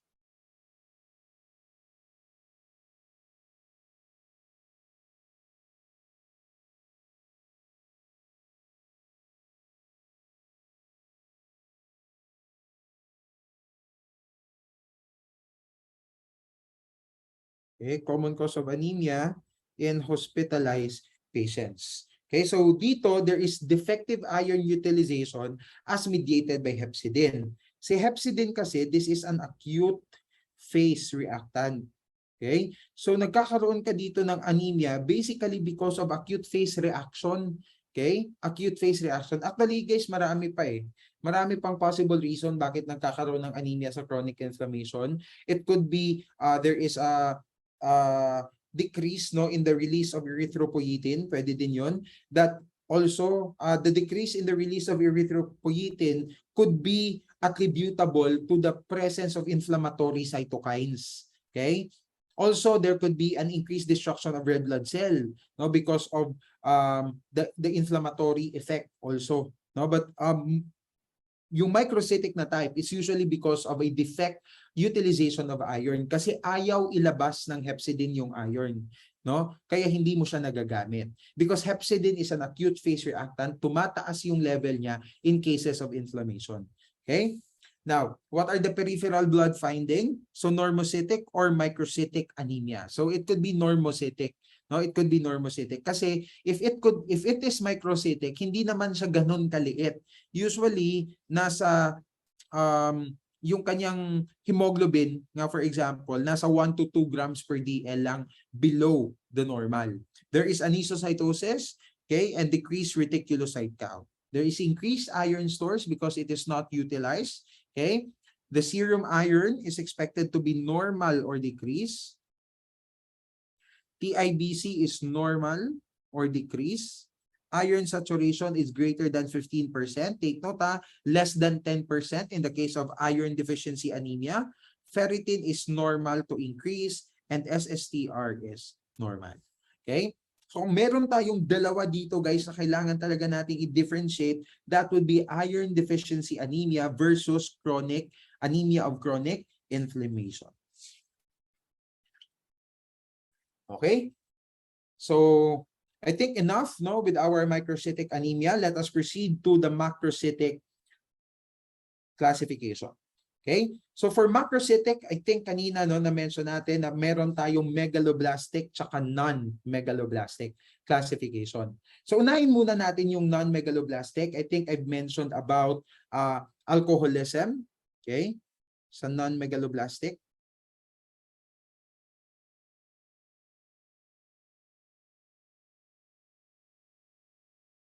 Okay? So I mentioned about alcoholism.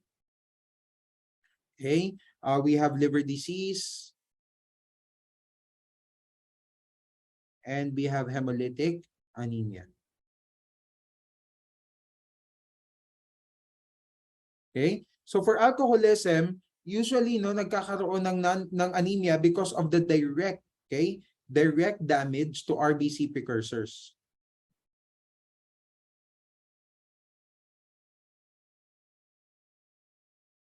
Okay, direct damage to RBC precursors. In cases of liver disease, no, there is increased red blood cell, okay, membrane lipids. Okay?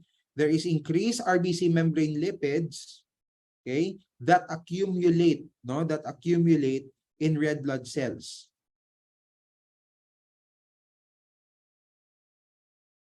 Okay? Red blood cells increasing, okay, increasing the surface area relative to volume. Kaya siya nagiging malaki. And in the case of hemolytic anemia, there is a stimulation, no, stimulate EPO production. Kasi 'di ba yung hemolytic anemia is classified under anemia of excessive RBC loss. And pag merong excessive RBC loss, your bone marrow could respond no by producing red blood cell, and that is of course stimulated by EPO. So because there is increase in the production of EPO, it will stimulate the bone marrow to release early, no, thus early release of reticulocyte from the bone marrow.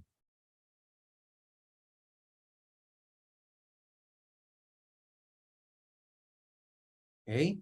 So alam naman natin na yung reticulocyte is dihamak na mas malaki as compared to our mature RBC. Kaya siya nagkakaroon ng macrocytosis kasi yung reticulocyte is bigger as compared to the mature RBC. Okay? So yan yung non-megaloblastic. So i-take note lang natin no yung mga important laboratory findings natin dito na pwede nating gamitin to differentiate it from the megaloblastic classification. Okay? So dito guys, the red blood cells, okay? The red blood cells are round. Okay? Round. In contrast to the oval red blood cells seen in megaloblastic anemia. Okay? And because nagre-respond yung bone marrow natin dito by releasing reticulocyte count, reticulocyte, okay? Nagkakaroon ka dito ng polychromasia. And there is no hypersegmented neutrophil.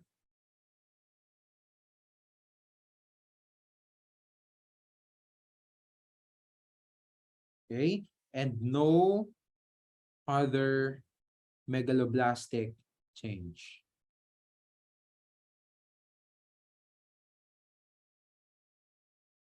Yeah. Okay? Now, proceed tayo no sa ating macrocytic na megaloblastic classification. Okay? Macrocytic megaloblastic classification. So dito we have folate and vitamin B12 deficiency. Okay? So this is the megaloblastic classification.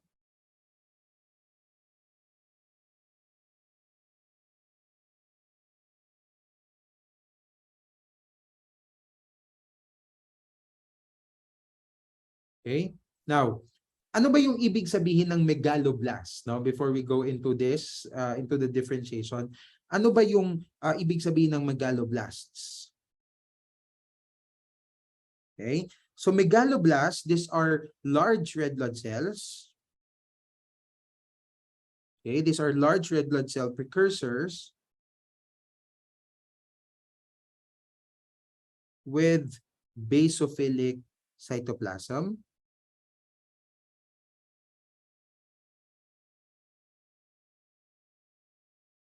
And fine particulate chromatin.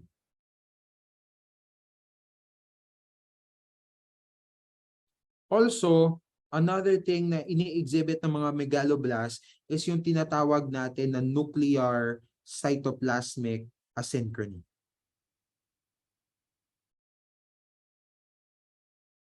Okay, ibig sabihin, hindi nagja-jive yung changes na nakikita sa cytoplasm sa changes na nangyayari sa nucleus. Okay? Nuclear cytoplasmic asynchrony. Okay? Now, for the causes of folate and vitamin B12 deficiency, a common cause no, of folate deficiency in relation to diet is alcoholism. Okay? For vitamin B12 naman, yung mga strict vegetarians.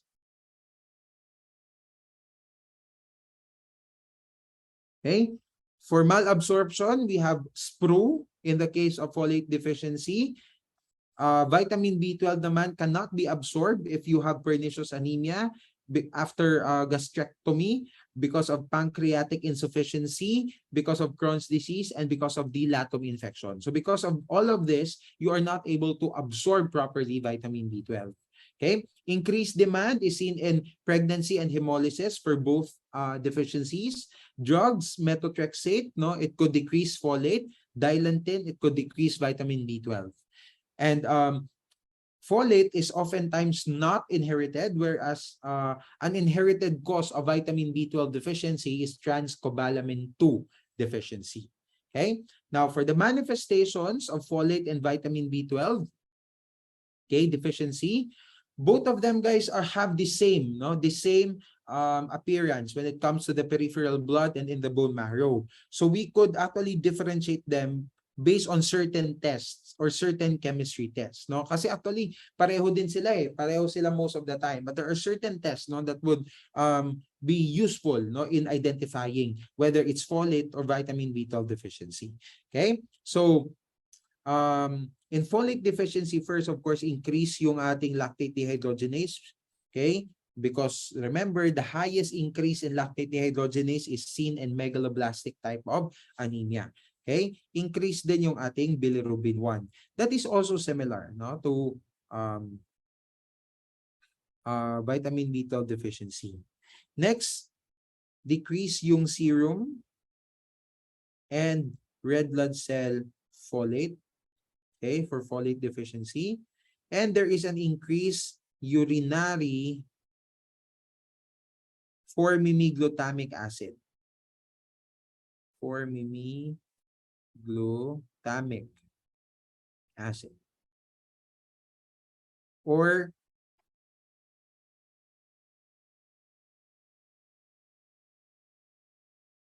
okay, 4-mimi-glutamic acid. Or ito yung figlu. Yan. Okay? Now, for your vitamin B12 deficiency, of course, magiging mababa din yung serum B12. Okay? And there is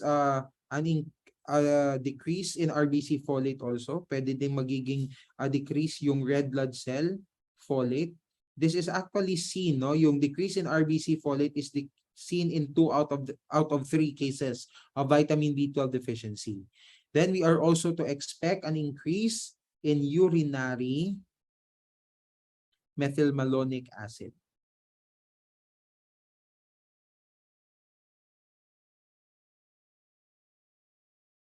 Yeah. Okay?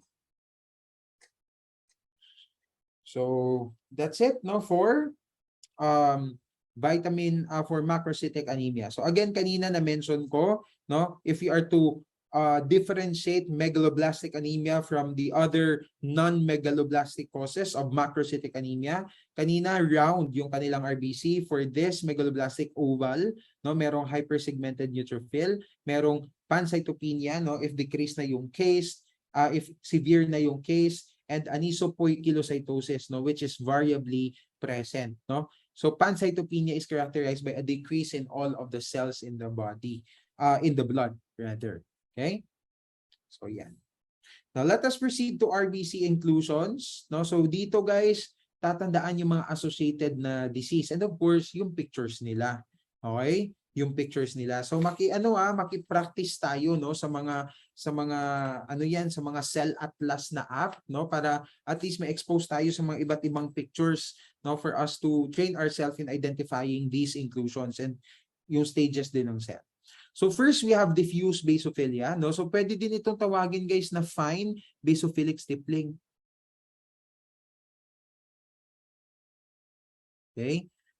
Fine basophilic stippling, no. So take note, no, of what is the component, no, of the inclusion. So that is composed of RNA. Now for basophilic stippling, which is oftentimes coarse, okay, it's a dark blue to purple, fine or coarse punctate granules distributed throughout the cytoplasm. And still, no, what it contains is RNA.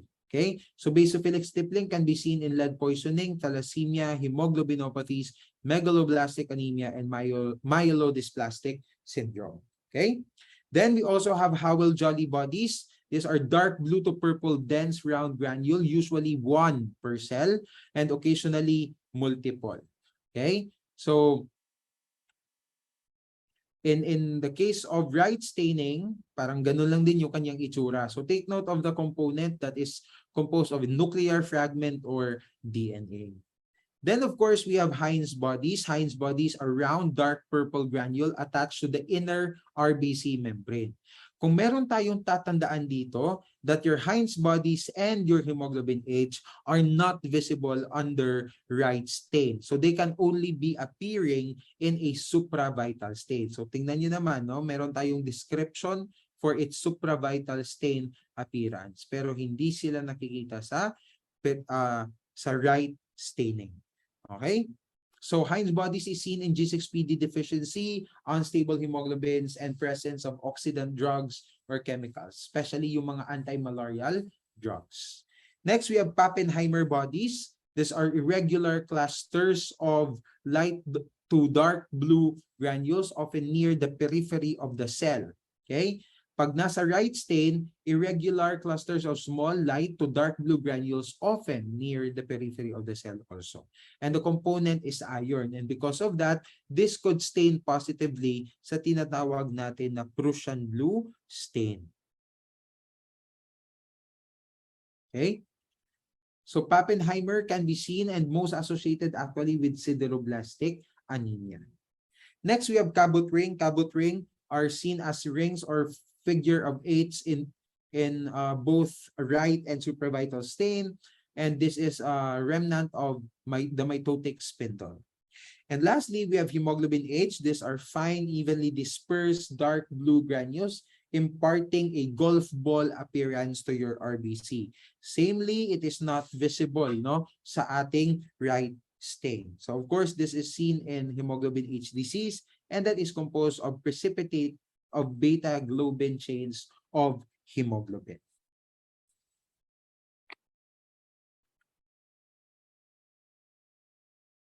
Okay?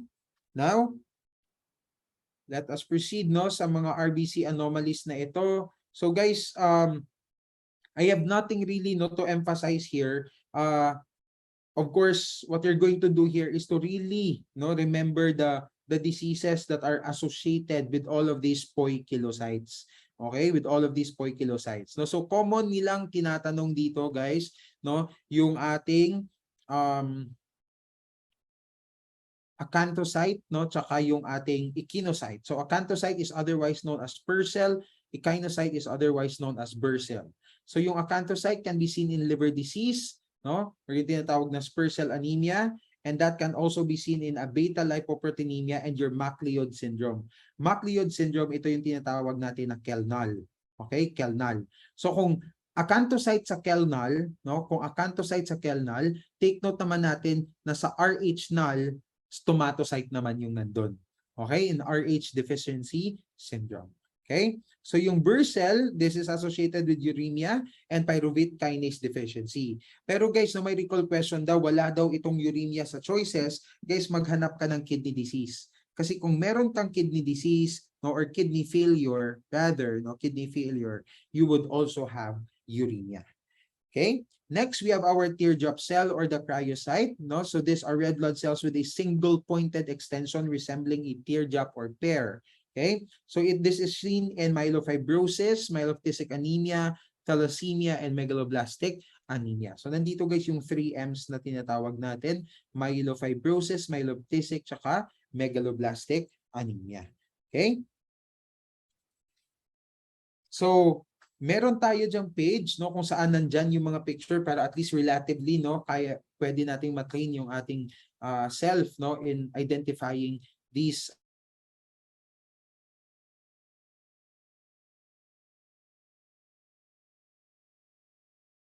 cytosis, okay, and hereditary spherocytosis, because these are causes also, no, these are causes of hemolytic anemia. Okay, so first, no, yung ating hereditary elliptocytosis. Dito tayo, guys.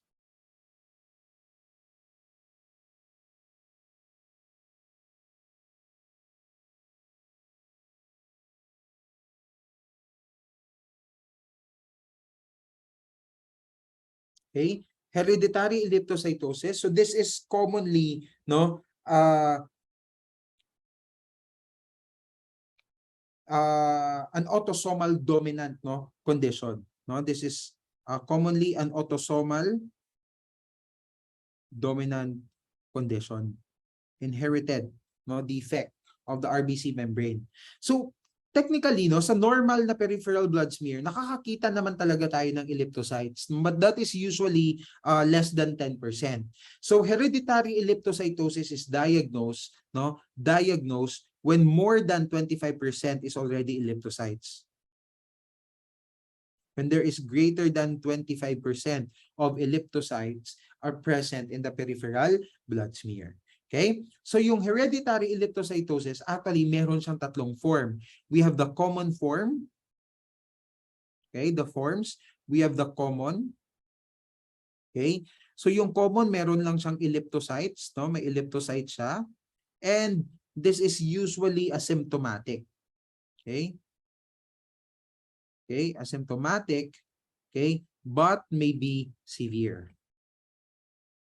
So lagay ko na lang asymptomatic to severe. Depende yan guys sa dami ng sa dami ng elliptocytes. The other form is yung tinatawag na spherocytic HE. So sobrang obvious naman siguro sa pangalan, no? Sa spherocytic HE, other than elliptocytes, you are also having spherocytes. No, may spherocytes ka din. Spherocytes plus, no, elliptocytes. Okay?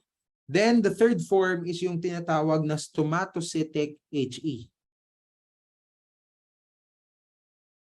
Okay? So yung stomatocytic hereditary elliptocytosis, guys, ito din yung tinatawag na Southeast Asian ovalocytosis, also known as Southeast Asian,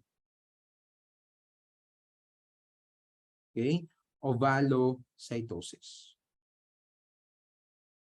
Okay? And this particular type, no, renders resistance, no, gives resistance to malaria, specifically the one caused by P. vivax.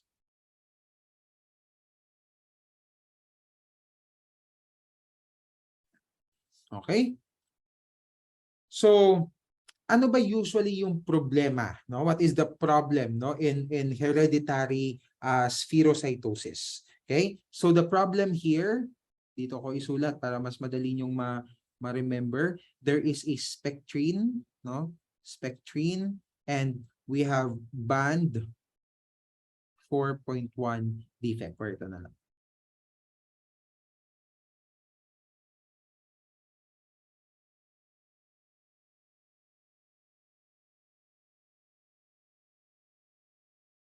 Okay, so ano ba yung defect, no, sa hereditary spherocytosis? We have spectrine, okay, and we have band, okay, 4.1. Now, paki-take note na lang din, no, that there is actually a severe subtype yung ating hereditary elliptocytosis. Yan yung tinatawag na hereditary, okay, pyropoikilocytosis.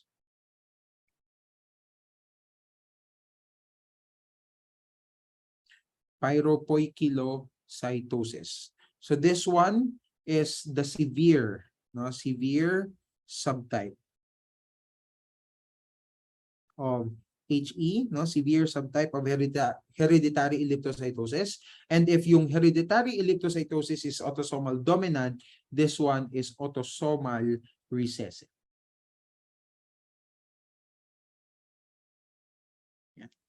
Okay? And next, we go to hereditary spherocytosis. Now, for hereditary spherocytosis naman,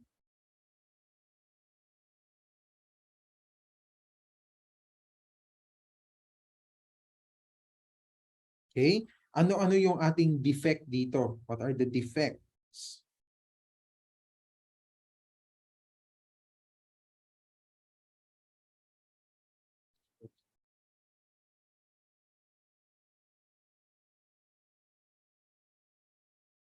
Okay, so what are the defects, no, in hereditary spherocytosis?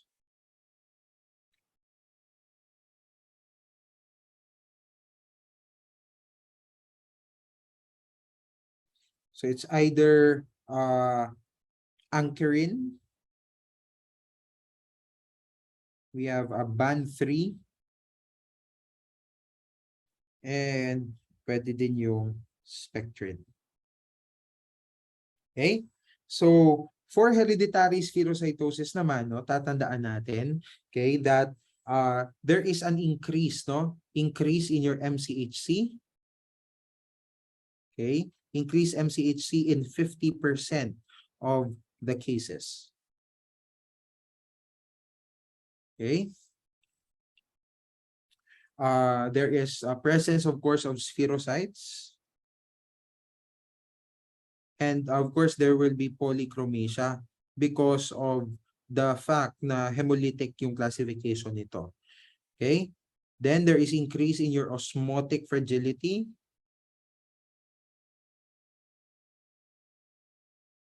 Okay? Negative for that.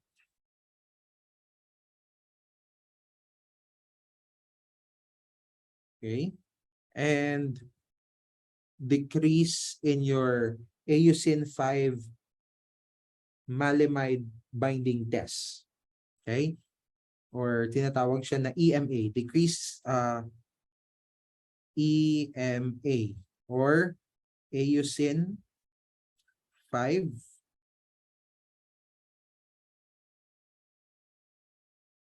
malimide binding test.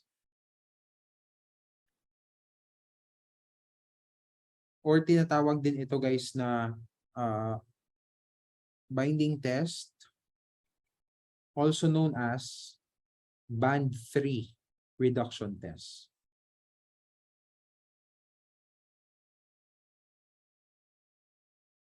Okay? So, yan po no yung hereditary erythrocytosis and hereditary spherocytosis. And tuturo ko lang no yung isang picture diyan, lumabas yan sa exam. Ito, okay? Yan yung water artifact, no? So tiny pits or bubbles in the red cells are present. They can be caused by a small amount of water contaminating the right stain or by insufficient slide drying. So usually, yung insufficient slide drying na yan, kung titingnan mo talaga guys, parang kamukha niya din yung echinocyte. That's why yung echinocyte can also be existing as an artifact, a drying artifact. So take note, meron itong characteristic na moth-eaten, no? Eaten appearance. Yeah. Okay? So, I think that would be all for the red blood cell, okay, disorders. And that ends our session for today. Thank you.